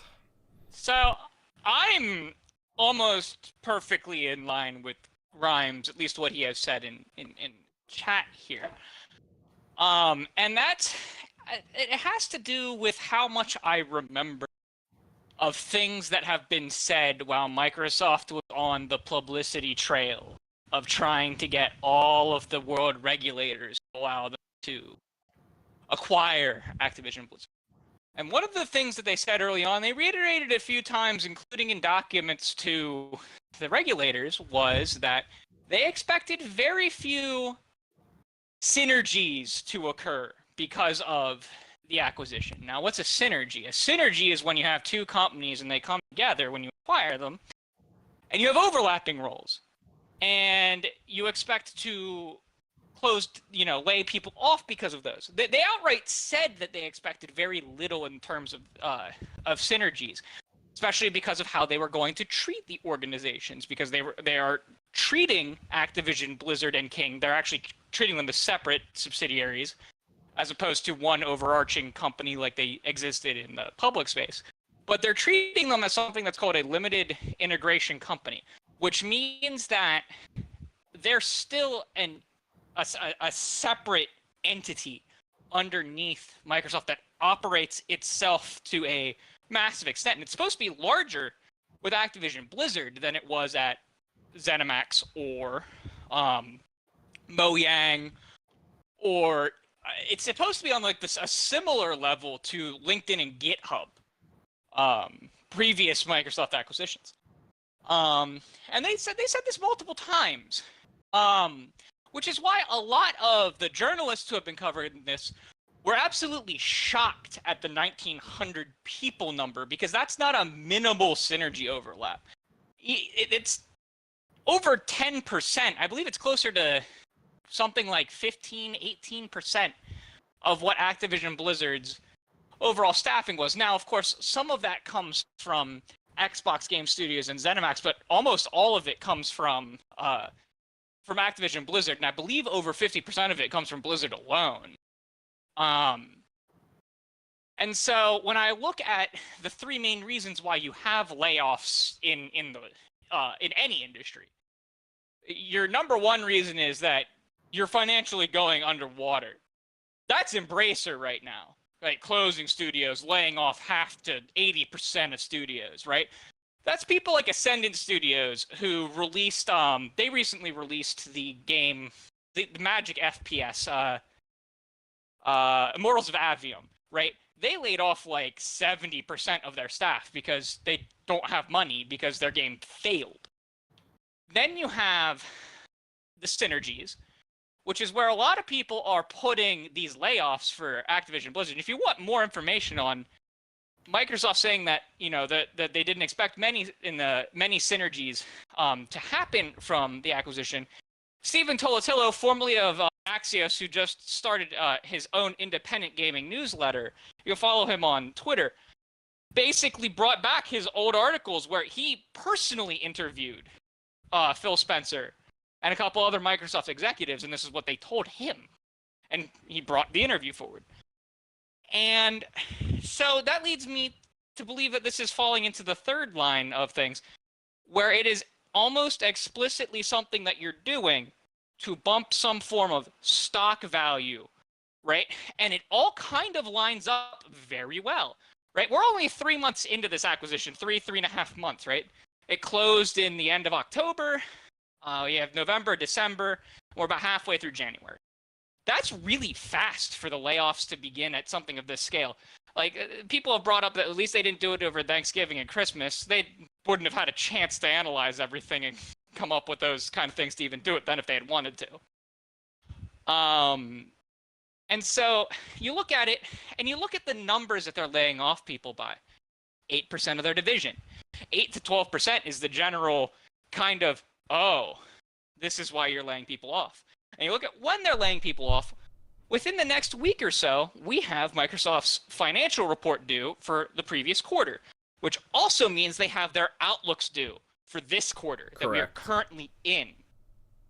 And this cost synergy is going to be reflected in this upcoming investors report, right? And it really kind of disgusts me. And it disgusts me because Microsoft's not a company that's struggling. Microsoft has, like, a profit margin of 20%. Right? You're going down the road of being charity. No, I'm not, and I'm going to get to that. Because I always say that if you ever own a successful company, I'm just going to say if you ever own a successful company. There's cartoon villainy at laying people off who were just within the last 3 months forced to go back to the office by Blizzard, forced to move. And these people were laid off. There's several people who had to move within the last 4 months who were laid off, right? There was no protections for them at all, right? You can say that there's charity, but this is the opposite of charity. This is negligence. This is neglect of the people who are working under you. To go to the office is bad, considering people who had to work during the pandemic, like grocery workers and other laborers, didn't ever have that option. Sure, you're right. However, these people were hired under the pretense of working from home. And then suddenly were forced to come into the office in states they didn't live in. See, that's where I can understand if it's in states they don't live in. But we have no protections in this country, right? And we accept this as the normal. We accept this as a cost of doing business. Other countries don't accept this kind of stuff. It's just North America. In fact, it's largely the United States that accepts this as something, a cost of doing business, that it is profitable to lay people off at times, to do it right before investor reports, to do it right at this time of the year, or right in June, or right in the end of March, early April, or, you know, any time you're about to get around a quarter when you're about to do an investors report. We accept this as normal, right? And then, you know, a large part is because in recent years, we've villainized the concept of unions. The things that are supposed to protect us from these, you know, so that we don't have things like triangle shirtwaist and things like that, right? Now, that's a different kind of consumer right, but these are now people who, you know, have maybe 3 months to find somewhere to get new healthcare because we tie our healthcare to our jobs, right? So it's not charity. Our entire system relies on being employed in order to survive in this world, right? If my mother was laid off from where she works, she would have to find a new job within months, or she would die from her autoimmune disease, right? Because she wouldn't be able to get her drugs to help her across with things. This isn't charity. The system that we have in place, the way that we have allowed capitalism itself to go in the direction of, right? Because we're not technically a real capitalistic society. We're a limited capitalism where we have laws in place that prevent certain things, like allowing unions. It's just disgusting, right? That you as a person are dependent on being employed to live, to have basic necessities, to have health care, right? Now, I'm not even worried about retirement, right? These are like basic things, right? And suddenly 1,900 people are out in their ass, not because the company isn't profitable, but because the company wants to be significantly more profitable, right? and Microsoft's profitable by good margins. It's just disgusting to me that we, as a society, normalize that we haven't made the cost of letting people go a steeper hurdle to get across. Gene Park was getting in because Gene Park himself was absolutely disgusted with the fact that people were being laid off who had to move recently. His union protects against that stuff, that you legally, if you are forced to move for your job, you legally can't be laid off from the Washington Post within a year. Right? But there's no kind of protections in place to prevent companies from doing this. And therefore, we have to rely on the companies to not abuse things. Now, Microsoft, taking in, they weren't the ones who forced people to come back into the office, but they inherited this position, which means they are stewards and therefore have to oblige by the fact that this is what the state of the company that it's in. And they didn't care. It's heartless. And you can say that you don't care, and that's fine. I physically can't. Because in my life, if that happened to several of my friends, they'd be screwed. I have one friend who was laid off from a coffee shop because they didn't want to send trucks to the coffee shop anymore, and they were going to close it, even though the coffee shop was highly profitable. They didn't want to send the trucks there anymore because it was, it was a cost to send the trucks out. We'd like to centralize where we're sending everything out so that we don't have to pay as much in shipping, even though highly profitable, right? We're just going to cut that out and focus on making other locations more profitable in the same vein, right? Friend has type 2 diabetes. If he doesn't have insulin, he dies, just straight up, and he can't afford it because that's how our system works, right? So it's not charity. It is. That's where, to me, you're dealing with the systemic problem of you're wanting to blame the state of the United States healthcare system on employers when we're over here glorifying people fighting over a red Stanley Cup on TikTok. This is sure, I'm gonna blame the societal employers. problem. This is a societal problem. This isn't Microsoft's problem. This isn't Microsoft all of a sudden becoming Gandhi and saving the world. The only way this is going to change is as society itself changes, and that's going to require everybody. One of two things: either the companies do it themselves, which is how it's supposed to work in a utopian capitalistic society, or we pass laws. So, pardon me for putting the blame on the world's largest company. To me, but that's the only thing. To me, utopian would mean that eBay starts banning the frickin' scalpers that go and frickin' buy anything they can get their damn hands on, and they frickin' jack the price up 3 times. You're right, and I see no problem with attacking eBay and telling them it's their problem and going after them for that. I'm just saying, if we're going to fundamentally change the concept of capitalism, it doesn't need to be just targeted at corporations. It has to be targeted at the asshole that goes and buys baby formula and charges people 4 times its amount on the internet. We're not changing the concept of capitalism. We're changing how it is actually fundamentally just happening. No, it's but the same thing I with communism. Communism actually fundamentally operates differently than how but I actually agree with you. I feel capitalism has gotten out of control in the United States, which is why it's freaking almost $500 for a damn EpiPen. Yes. Actually, I hate to say it, but this is where people think I'm insane when I actually do think we need a freaking czar out here in the United States government that actually controls the cost of things, because apparently these assholes can't stop charging a fortune for cancer medication, like you said, insulin, all this stuff. It's basically capitalism as a whole has gotten the F out of control, at least in the United States. And I'd like to point out that just because I'm mad at the company doesn't mean I'm not also mad at our government for not doing something about this to stop it in the first place. These aren't mutually exclusive conversations. It's like the old thing that, like, someone says that they like waffles, and therefore someone on the internet will say that you don't like pancakes. What the fuck? And it's like, no, I never said that. I do fundamentally believe that we need laws and things to go into place, and we need. I'm also mad at the workers in a way. I'm mad at them for not seeing the writing on the wall for the last 2 years of layoffs and not attempting to unionize, because it's like no one is trying to do anything about it. No one. The corporations don't care. They only care about their profits. The workers aren't attempting to collectivize to force these companies to do anything. And no one is voting in people who are trying to protect workers. Like, it just isn't happening, right? Mhm. But I'm mad at all three groups for that concept.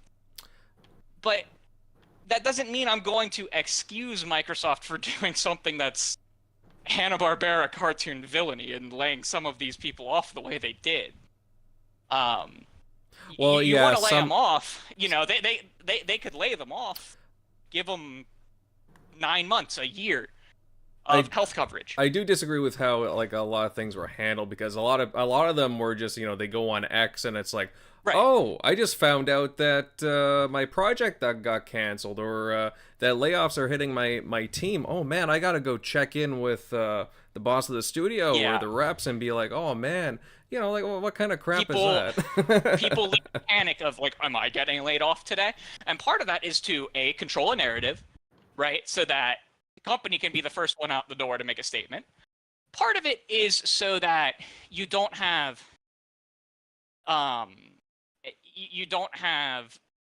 incorrect information coming out either.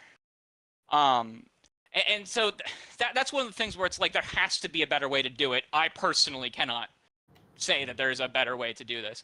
Yeah, but then you have Matt Booty coming out and just like Grimes was saying, and saying that like this is going to letting go of 1,900 people is somehow going to streamline our development and allow the company to do more than it was previously doing. I've never seen that to actually be true. That is almost always corporate PR talk. Because what's going to happen is specific people are now going to be worked significantly harder. Happens everywhere I've seen layoffs.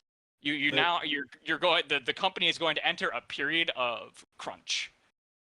Well, 343, they're certainly doing more content now. Mm-hmm. Are they? Because that content was in development, right? We think that like, oh, they laid people off last year and we're already seeing the dividends of it, right? I don't agree with that. Haven't right? they It's also like PlayStation right now? Most of what PlayStation is doing is truly from the Herman Hulst era, right? And we're now seeing the Jim Ryan era truly come to pass, right? Why do I say that? Because games take like 5 to 6 years to develop. Seasons of Destiny take 15 months to develop ahead of time, right? I can only imagine what how long some of this. I actually know how long some of this stuff has been in the pipeline for Halo, because I'm very in tune with Sharasia and a bunch of leakers in the Halo sphere, and we've seen like Firefight in the game files for almost 18 months now, right? So it's not a new development thing. It's just we're seeing it. Can I just say one thing? Sure. You know, I just worked on the most basic of mobile games. It was so basic. It basically had no animations. It just the characters moved up and down, and that alone just took 2 months. Yeah. So even like the most basic of games takes time. It's not like you know. It's because that's one of the things is the gaming industry, and this would be a lot clearer if the gaming industry wasn't for like the NSA or Fort Knox and kept everything so secretive and everything is hush hush hush hush hush hush, and they treated it like it was of the utmost national security importance. But like just these I feel bad for the survivors who now have survivor's guilt of they survived and now they have to, where are they next? You look at companies like the famous one, and really the only one in any differently, was Nintendo during the disastrous Wii U era, where Iwata cut his salary in half and then publicly stated, I don't believe that laying off our developers is going to help anyone, even though we're in this horrible financial time for our company. Because, number one, it might help us in the short term with short-term boost in our stock price and value. But you're going to have developers living in fear that they're next, that at any moment, that they could be the ones that are laid off. And are they actually going to produce their best work when they're living in fear like that? He was looking at the middle to long term value of things. The Wii U was and- sold at a profit, though. They were you- not at a profit during the Wii U era. No, I mean, like I mean, hardware-wise. their stock hardware-wise. price went to like 3/4. They are now, arguably. Nintendo's always produced hardware with the concept that the hardware would turn a profit. They've never Correct. made hardware Since at the a Wii, loss. yes. But Yeah. but in the Wii U era, the hardware and software didn't turn a profit.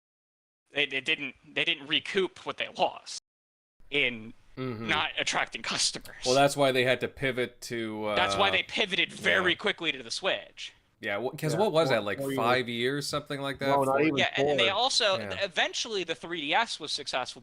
3DS also had a very rocky launch, and this was at that same time, back when they had 2 different lines and neither line was doing very successful. The 3DS eventually did well when they finally got some desirable software for it. And they released like the non-3D, the cheaper non-3D one, thing like that.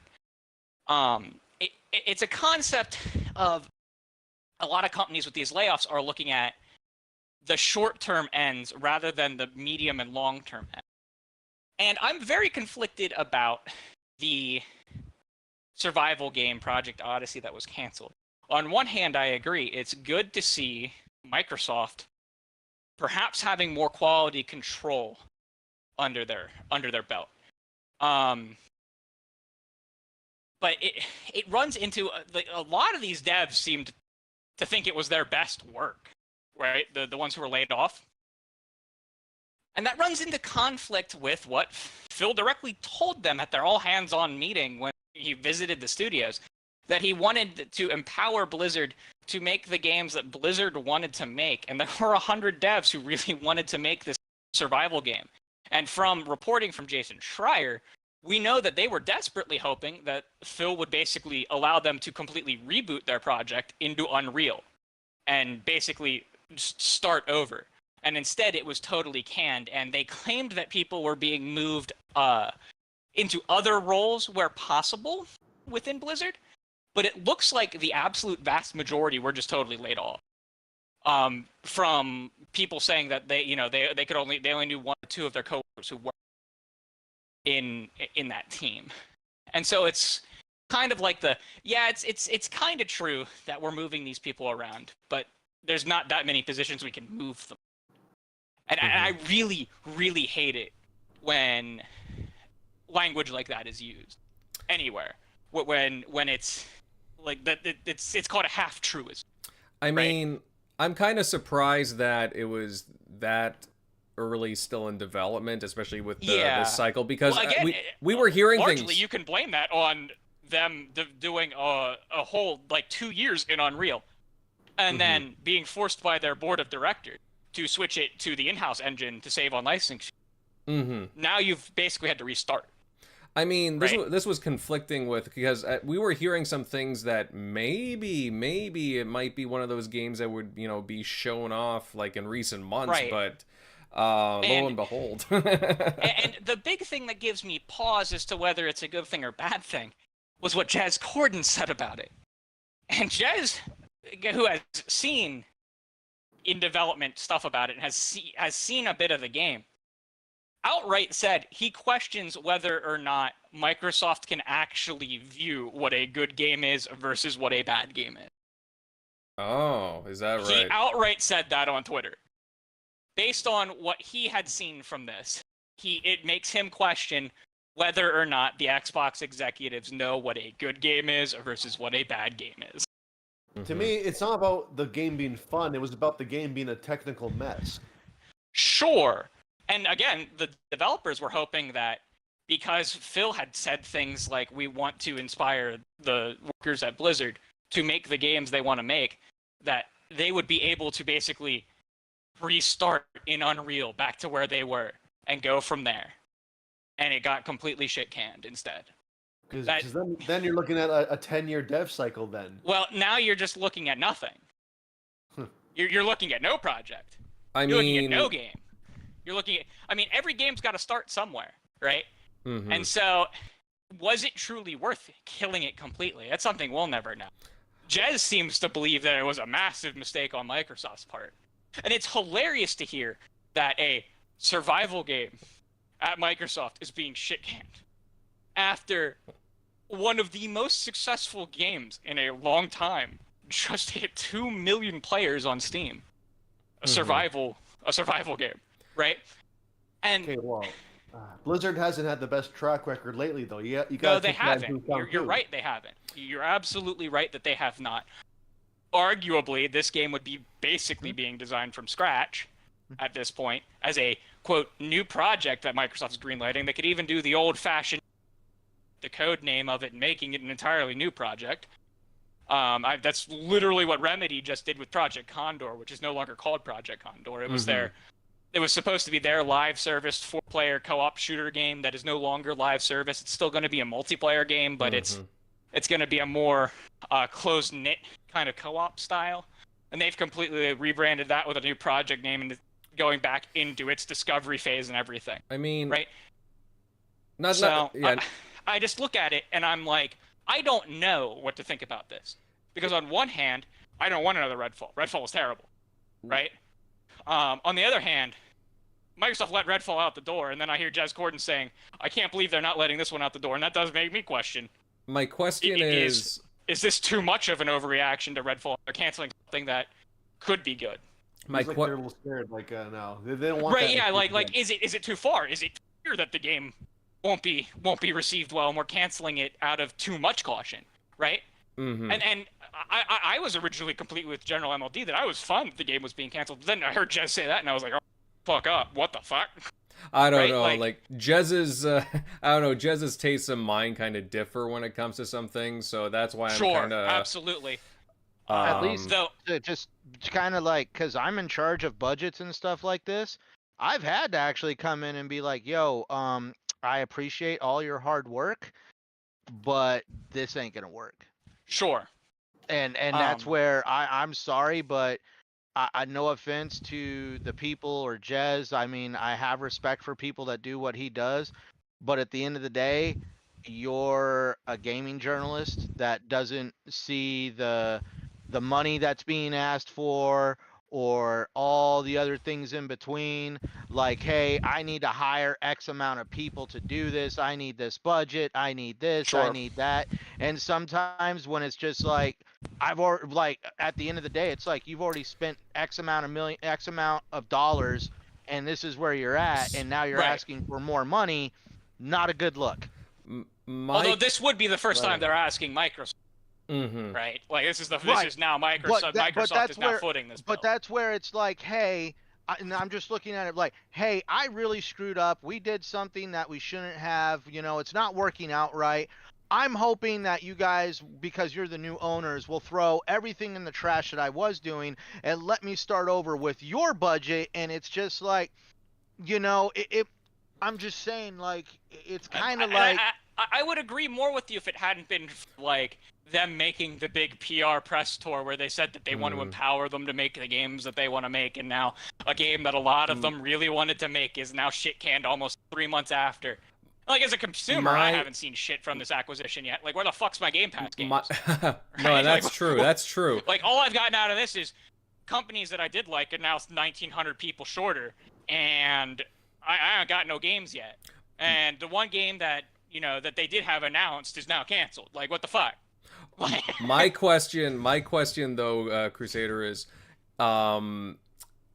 could there have been something, like, is there anything in the pipeline that is similar to what this game sounded like? Everwild technically could be, but, like, you look at that game, and that game's also in like nightmare condition, right? Like, been rebooted twice internally, had 3 different directors brought in. Yeah, we don't know. We don't know what the hell's going on with that. And I think a lot of the general, like, concern that he's having stems from, like, this era that we're in, where they have a lot of these, like, weird problems, right? Like, Redfall got out the door in the state that it was. We're seeing games like Everwild, you know, be in the state that they were. We had Lion's Head Studio back in the mid 2010s closed down, which they have now recently said that they absolutely regret doing. Right? He said that back in May of last year, during the whole Redfall controversy, that, you know, they've made mistakes, and it just seems that, like, we're in this state of, like, I thought we were out of it last year, but now we're in this weird state of, like, I didn't have enough accrued what we call with like politicians, you'd call political capital, right? I don't really have a term for corporations. We'll call it corporate capital, but that doesn't sound right because corporate capital would be the money they have on hand. But whatever, right?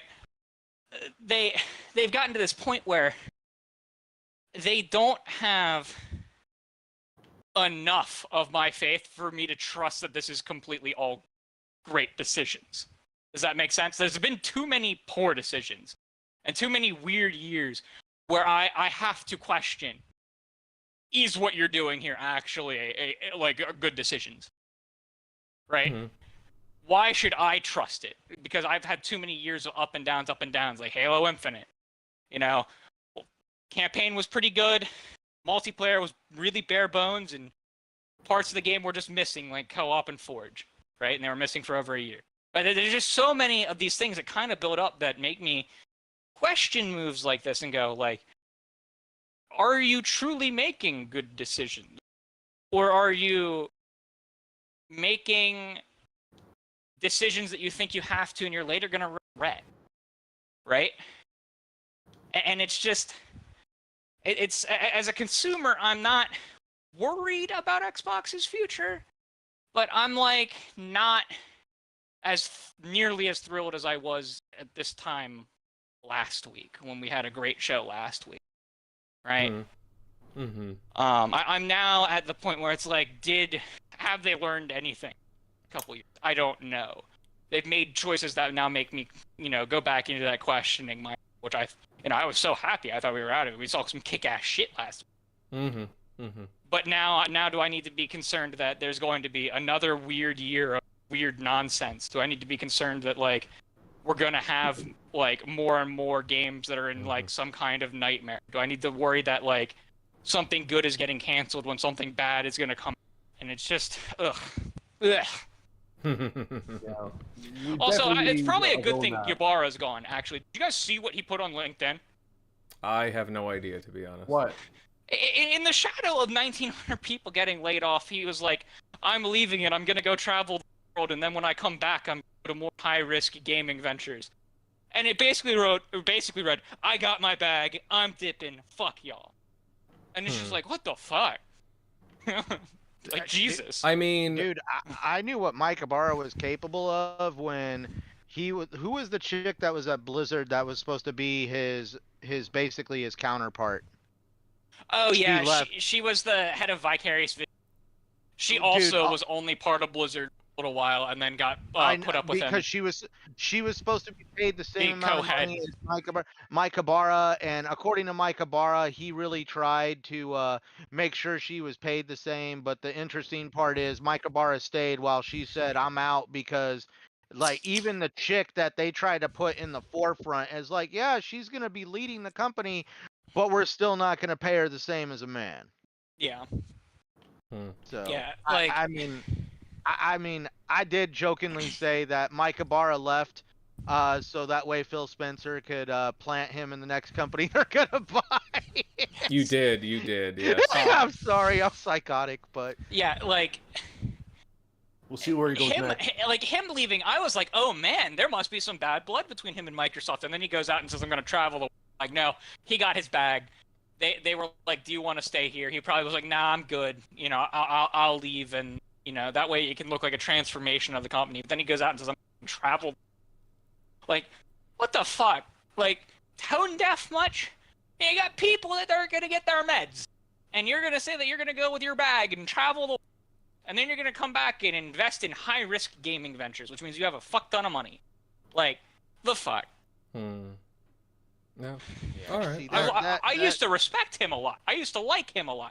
He was really good when he was the head of Xbox, right? I never fed into Mike Ybarra because I'll be up front. For some reason, I didn't really get into knowing the executives until probably 2017, 2018. He used to stream playing games all the time. Like every couple of nights he would stream, and he wouldn't just stream Xbox stuff. He'd be like, I'm playing whatever the new hotness is. Right, and we'll talk about it, and we'll talk about like what I'm looking at here, and how that could help the Xbox brand and things like that, right? He would play things on like Nintendo and PlayStation too, and would talk about the games, right? I always respected him for that because he wasn't afraid to talk about what the competition's doing right. Mm-hmm. And then he left, and it was kind of sad because, you know, I liked a voice like that at the company, and he went to Blizzard. And by and large, again, I don't know if I can attribute it to him, but, like, from what I've heard, Blizzard's kind of at least turning WoW around. WoW's in not a horrible spot like it was. No, they are. I work with a couple of guys that play WoW Classic as well, and they're really enjoying it. It's in a pretty good state right now.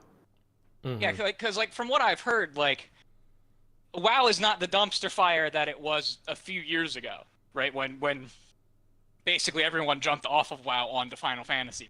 Fantasy 14 was a lot what came WoW back. used to be, right? And now WoW is fighting its way back a little bit. And I say a little bit. It's still like the number 2 most played MMO with millions and millions of people, right? Like it's not struggling. But you know, a lot of Blizzard employees, because he was a WoW head, and that was part of the reason why he went over to Blizzard. He used to play WoW on stream a lot, and he took a job over there because they offered. And a lot of people, at least a lot of Blizzard employees, were crediting him with the revival of WoW under them, at least as of like last year. So, you know, I don't know, but like, I lost all respect for the man when he put out that link. It's like I lost a lot of respect for Matt Booty for putting out the most corporate-sounding PR nonsense that I've ever read. Does anyone Less know if employees going to empower us to make more games in more places. It doesn't. I'm a mathematician, right? I have a degree in mathematics and computer science, but the math doesn't add up. We're getting 1 + 1 = 3. Well, I'm playing devil's advocate here. I mean, how many employees does Blizzard have overall, though? Like 4,000 or 4 or 5,000. Like they have a lot. I thought it was at least double that, actually. Wow. Blizzard?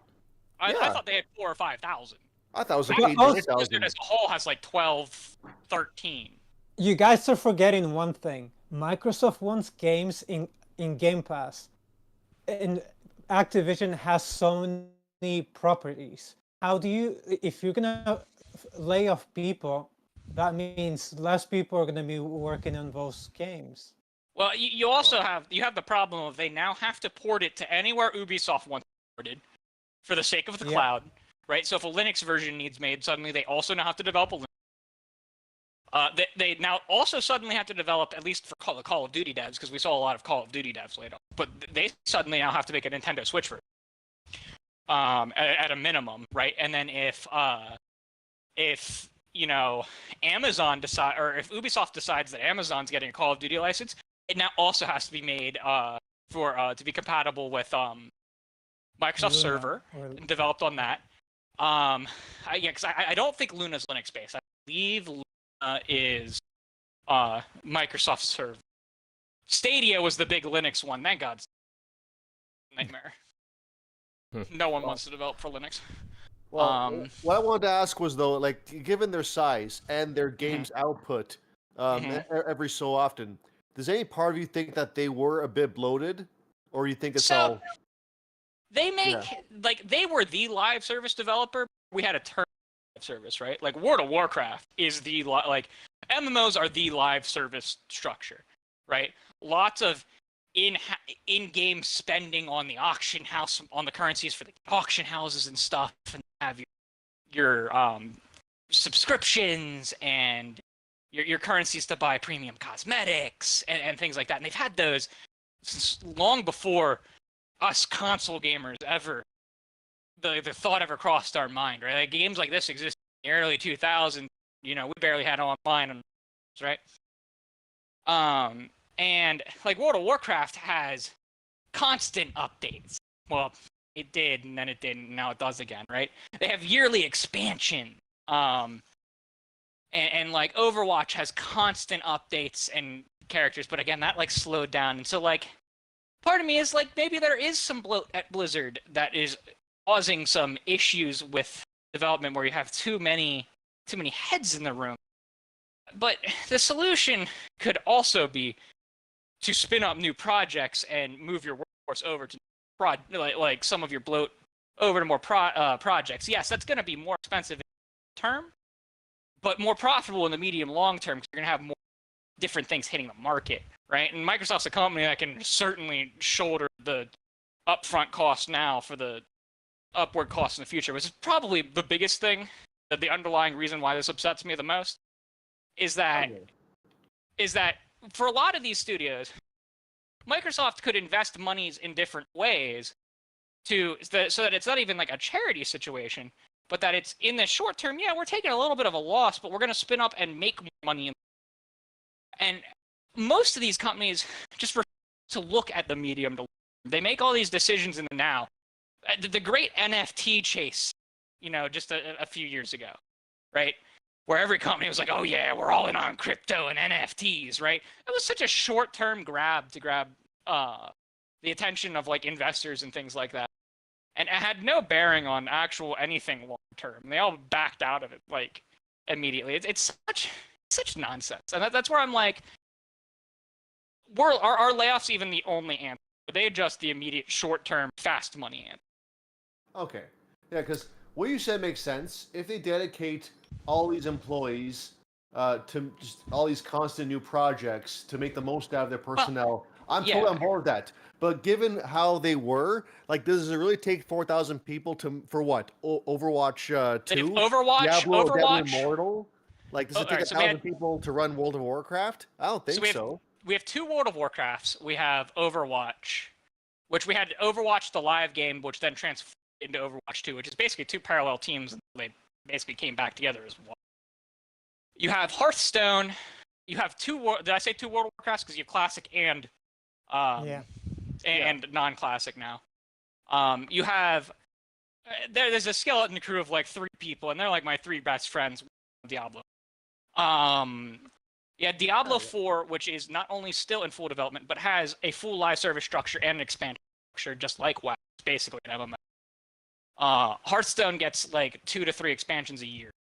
They have a lot of these games that it doesn't look like they're releasing a lot of games. But when StarCraft 2. Yeah, Cries and when you look at their overall and then they have a bunch of mobile games. There's a bunch of like weird mobile games that some have like come and gone. Some have with mobile games, like 90% of mobile games don't even ever actually hit the market because it's determined that the mobile game is bad. And it's not even worth paying the publishing fee to put it on the store. And so they've had a bunch of ventures into mobile games. They did have the failed WoW Classic. They just had Diablo 2 remastered. They have a lot of these things, and when you look at the sheer amount of content that comes out of Blizzard, it's actually kind of staggering, right? It's just they don't release a new game all the time, so it doesn't feel like it.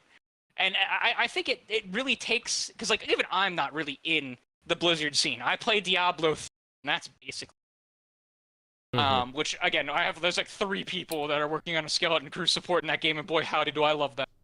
I hope that they weren't impacted. I have no idea their names. But they do release a staggering amount of content. That's true. They do support their games, yes. Because their games are designed. They like I said, they're the live service before live service. You know what I mean? That's how they've always made their games. I just feel like if you have 4,000 people, maybe give us a steady game output as well on top of that. Yeah, and they're kind of like, well, it's like Rockstar, right? Like Rockstar is now releasing 1 game every 8 years, and they have a massive personnel with 8 studios. And it all comes down to how many they have making content across how many platforms. Not to interrupt, gentlemen, I would like to get Shockley. Yeah, move on from me. I would not. Rambling. Oh no! I would like to get Shockley in on this before ending up. Shockley, I know you've been waiting patiently. I know there was some tech issues going on, but I would really love to hear your perspective on all this. I know you've gotten a chance to listen to all the guys. Please tell us what your thoughts on all this is. Eric? No, Shockley. Hey, I can you hear believe in me? you. Unmute Oh. yourself. Oh, there you Wait. are. There you are. Wait. You can do it. Say something. Hey, can you hear me? Yeah. There we Yes, go. Okay. There we go. Ooh. Yeah, I mean, just kind of going off of what everybody else kind of reiterated. I mean, at a certain point, it sucks when they have to make cuts, but pretty much every tech business has kind of done the same thing since COVID. I mean, we've seen pretty much, most of the companies. I think the one post I did see was like Nintendo, never does it or whatever.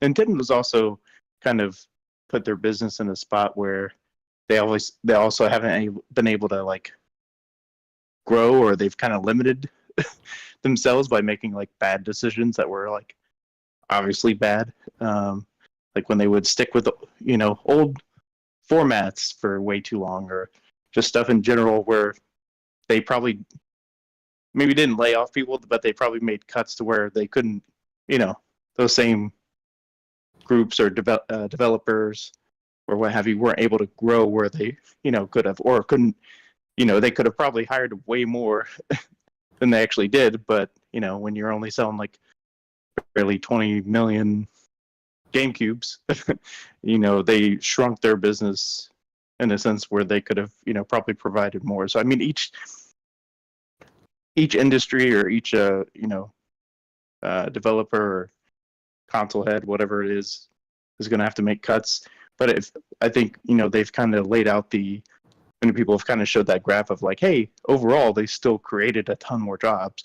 So had they not hired, like maybe they was irresponsible in some aspects, but had they not done kind of like that hiring spree, like during COVID and post-COVID, you wouldn't have some of these new jobs, because they still retained some. Sure, they laid off some because they went too far and had to reel back, but there's still like a surplus of jobs they created that were like, if you go back pre-COVID. So, and obviously we naturally knew whenever there's a merger, there's always going to be some overlap where some of that's got restructured.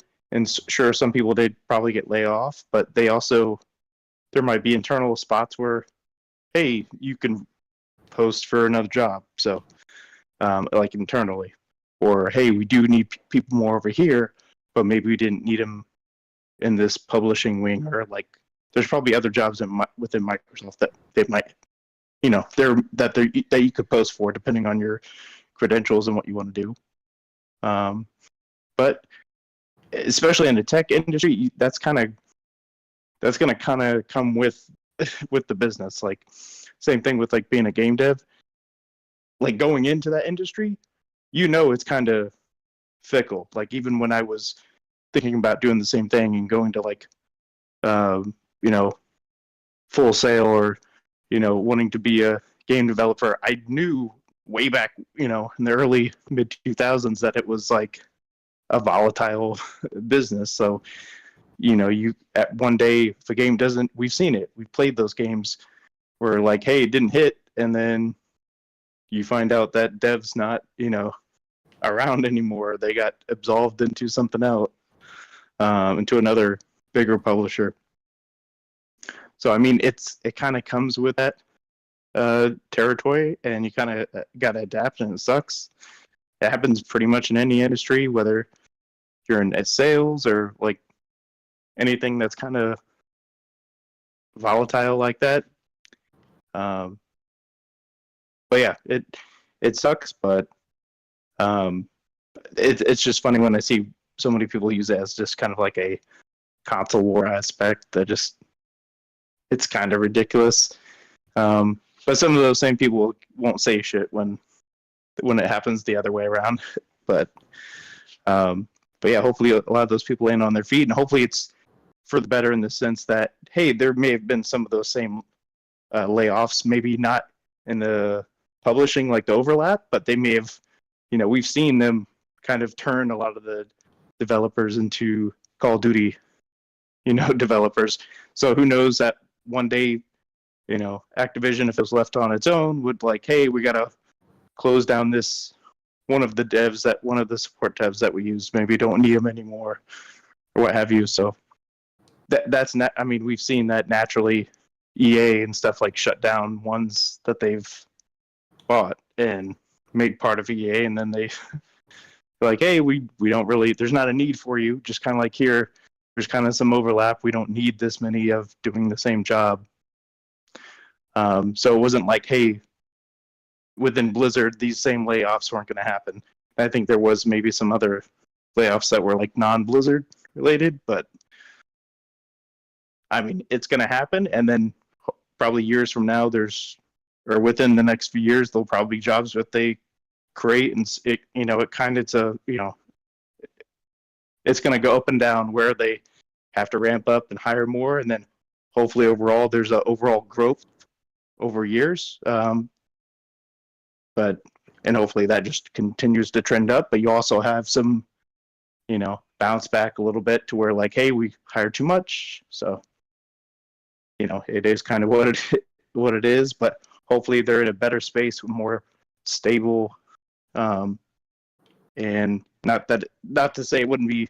It's still like a volatile industry, but hopefully this will give them more. Now the people that have remain there and then get laid off, hopefully there'll be more stability going forward. Versus a publisher having to cut decisions because they're not getting that first party money. They're not getting the revenue, the storefront, all the stuff that kind of comes with it by being owned by the actual first party hardware maker. So kind of like what we saw with Bethesda when they had to make deals with Sony and they had to cut off Xbox gamers from playing Deathloop year one because they had to make choices of, hey, we're not going to make enough revenue. We need to have Sony, give us a bag. Otherwise, this game's not going to get made. So hopefully now hopefully that's what they'll get from, hey, it sucks, but hopefully going forward we'll have more stability. We'll be able to take more risks with the actual developers. You present a passion project. Hopefully that will get turned into more things like we saw with Hi-Fi Rush. And hopefully that part continues. So there's, obviously some bad right now, but, hopefully this continues that creativity and of the art, and hopefully that's the good that comes out of everything. So, but yeah, I wasn't here last week, but I was surprised with that because I did say they were going to do a third person Indiana Jones. They shocked me, but it looked dope. I was like, okay, well, you proved me wrong, so I just did want to mention that. What a mood! That was exactly I was how like, I what? was. Called it. I was like, I'll there's no way admit. with a whip we're not going to. I was like, oh, but it looks okay. Looks great. I mean, Machine Games. I should have. Part of me was always like, yeah, it's Machine Games. It'll probably be an FPS. But like, I couldn't visualize it, and they made it work. they made it work. Yeah, I feel the same way. Anything else to add, Shockley?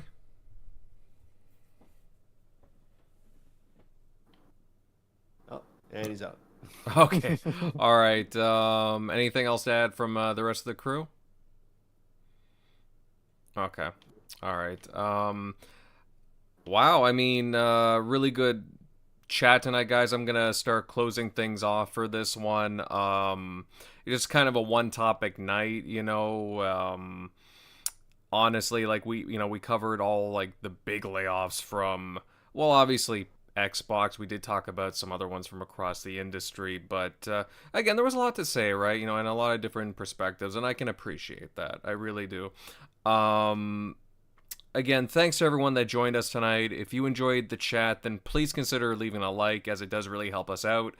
Sharing the show out across social media, whatever forms you partake in, and naturally just subbing to the channel, as we would love to see you here all more often. It'd be great to see some new faces here.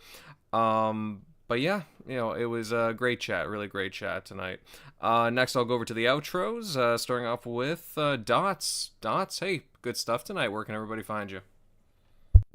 Yeah, no, another good Sunday night. I mean, a little on the negative side, but I mean, that's just how the business goes from time to time. But yeah, no, you can find me at dotsrts on Twitter and on Xbox, and hopefully some more positive news in the coming weeks. That's the hope. I'm not a big fan of 2024 kind of getting a little rough like this, but we have another 11 months to go, so we'll see what happens.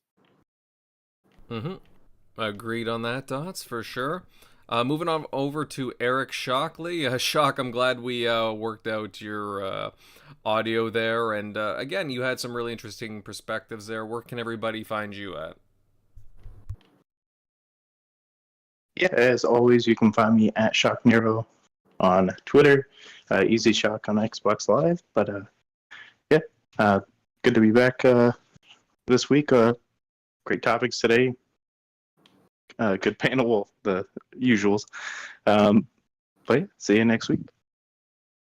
That's for sure, Shockley. Next up, Centurion. Centurion, hey, again, I loved your stuff tonight. Where can everybody find you?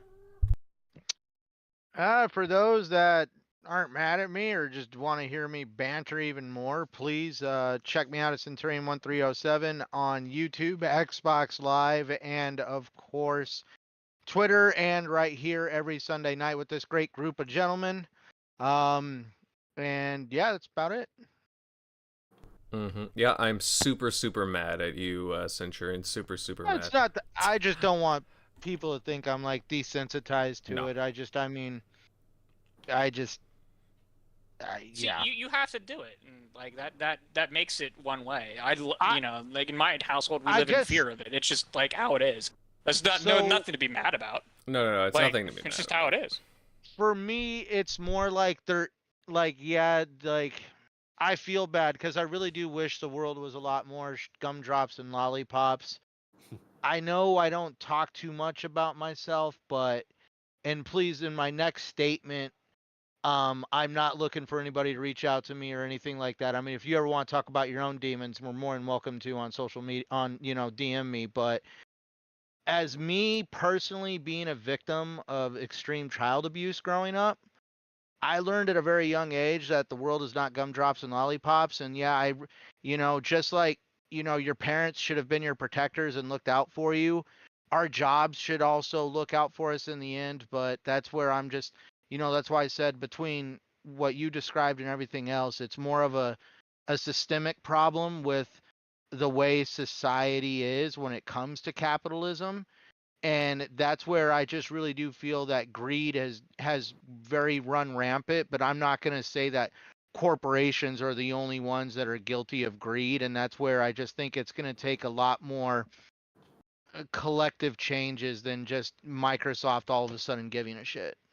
No, I get what you're saying, and I think everybody appreciates the again, the heartfelt message you're sending there, Centurion. But again, you're always welcome, as is all everybody on the panel, to be open about just everything, right? I don't censor my panel members, so don't worry. Say whatever. To me, it's just saying that it's. I do feel bad. Like, I don't know what I would do in this situation. I would be totally freaking distraught.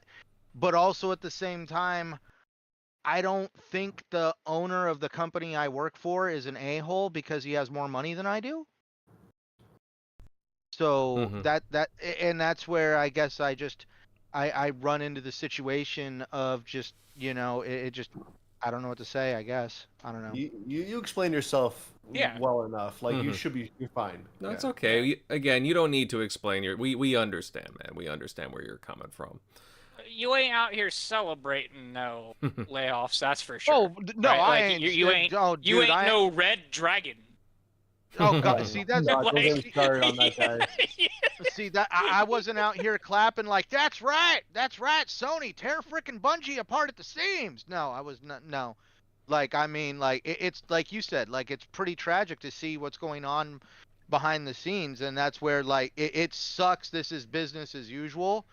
But I don't know. There's definitely a lot of arguments to be made on like why things need to be changed. But I just I guess the biggest argument is, where do you start? Exactly. It is very hard. And that's why I just kind of get mad and yell. I know.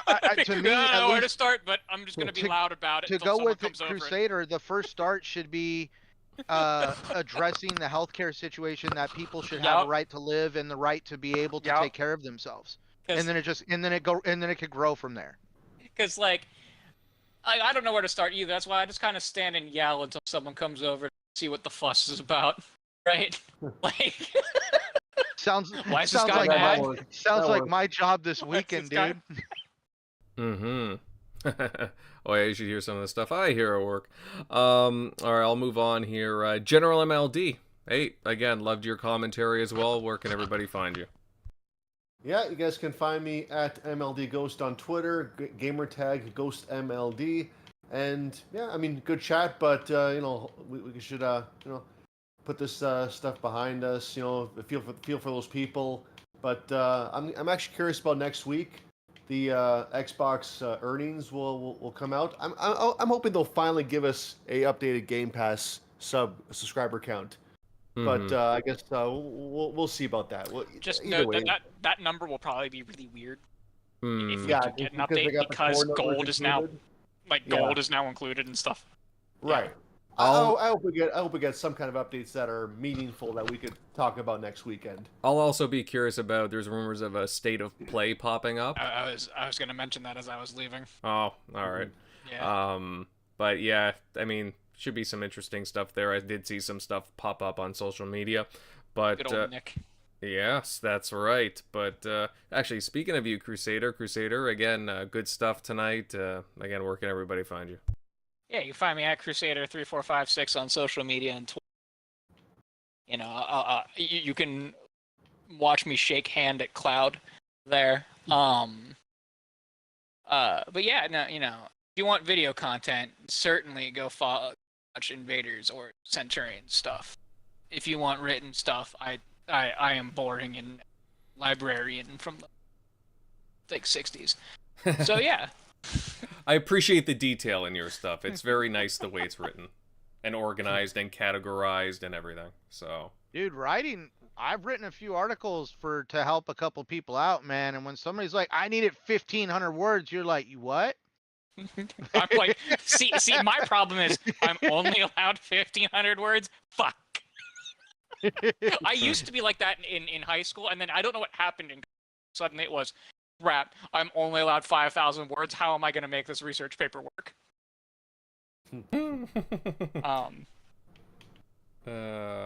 Hey, I mean, that's good that you could do it in any case, right? So, all right, and who else do we got here? Grimes, hey, again, good stuff. Again, always, educating us on various aspects of industries. Where can everybody find you? Yeah, great discussion tonight. As always, you can find me on Fake Mayhem OG on Twitter.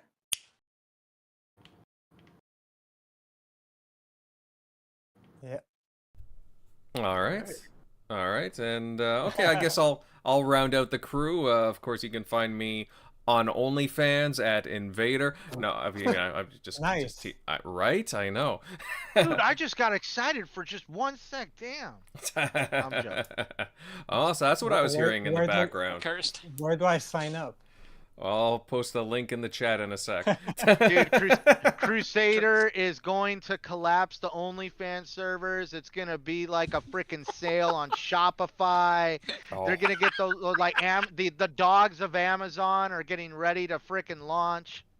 Oh man, I can't wait. Oh man, drooling. Come on, all the fanboys, all the fangirls. Come on. No, but in all seriousness, no. You guys know where to find my content at Invader Gaming on YouTube. Also on a bunch of other video content sharing sites and so on. But yeah, guys, very interesting chat tonight, and yeah, I look forward to having you all here with us next week. Again, there's a few things that appear to be on the docket, but who knows? There could be other stuff. But yeah, we'll be seeing you all here next Sunday. Later, everyone.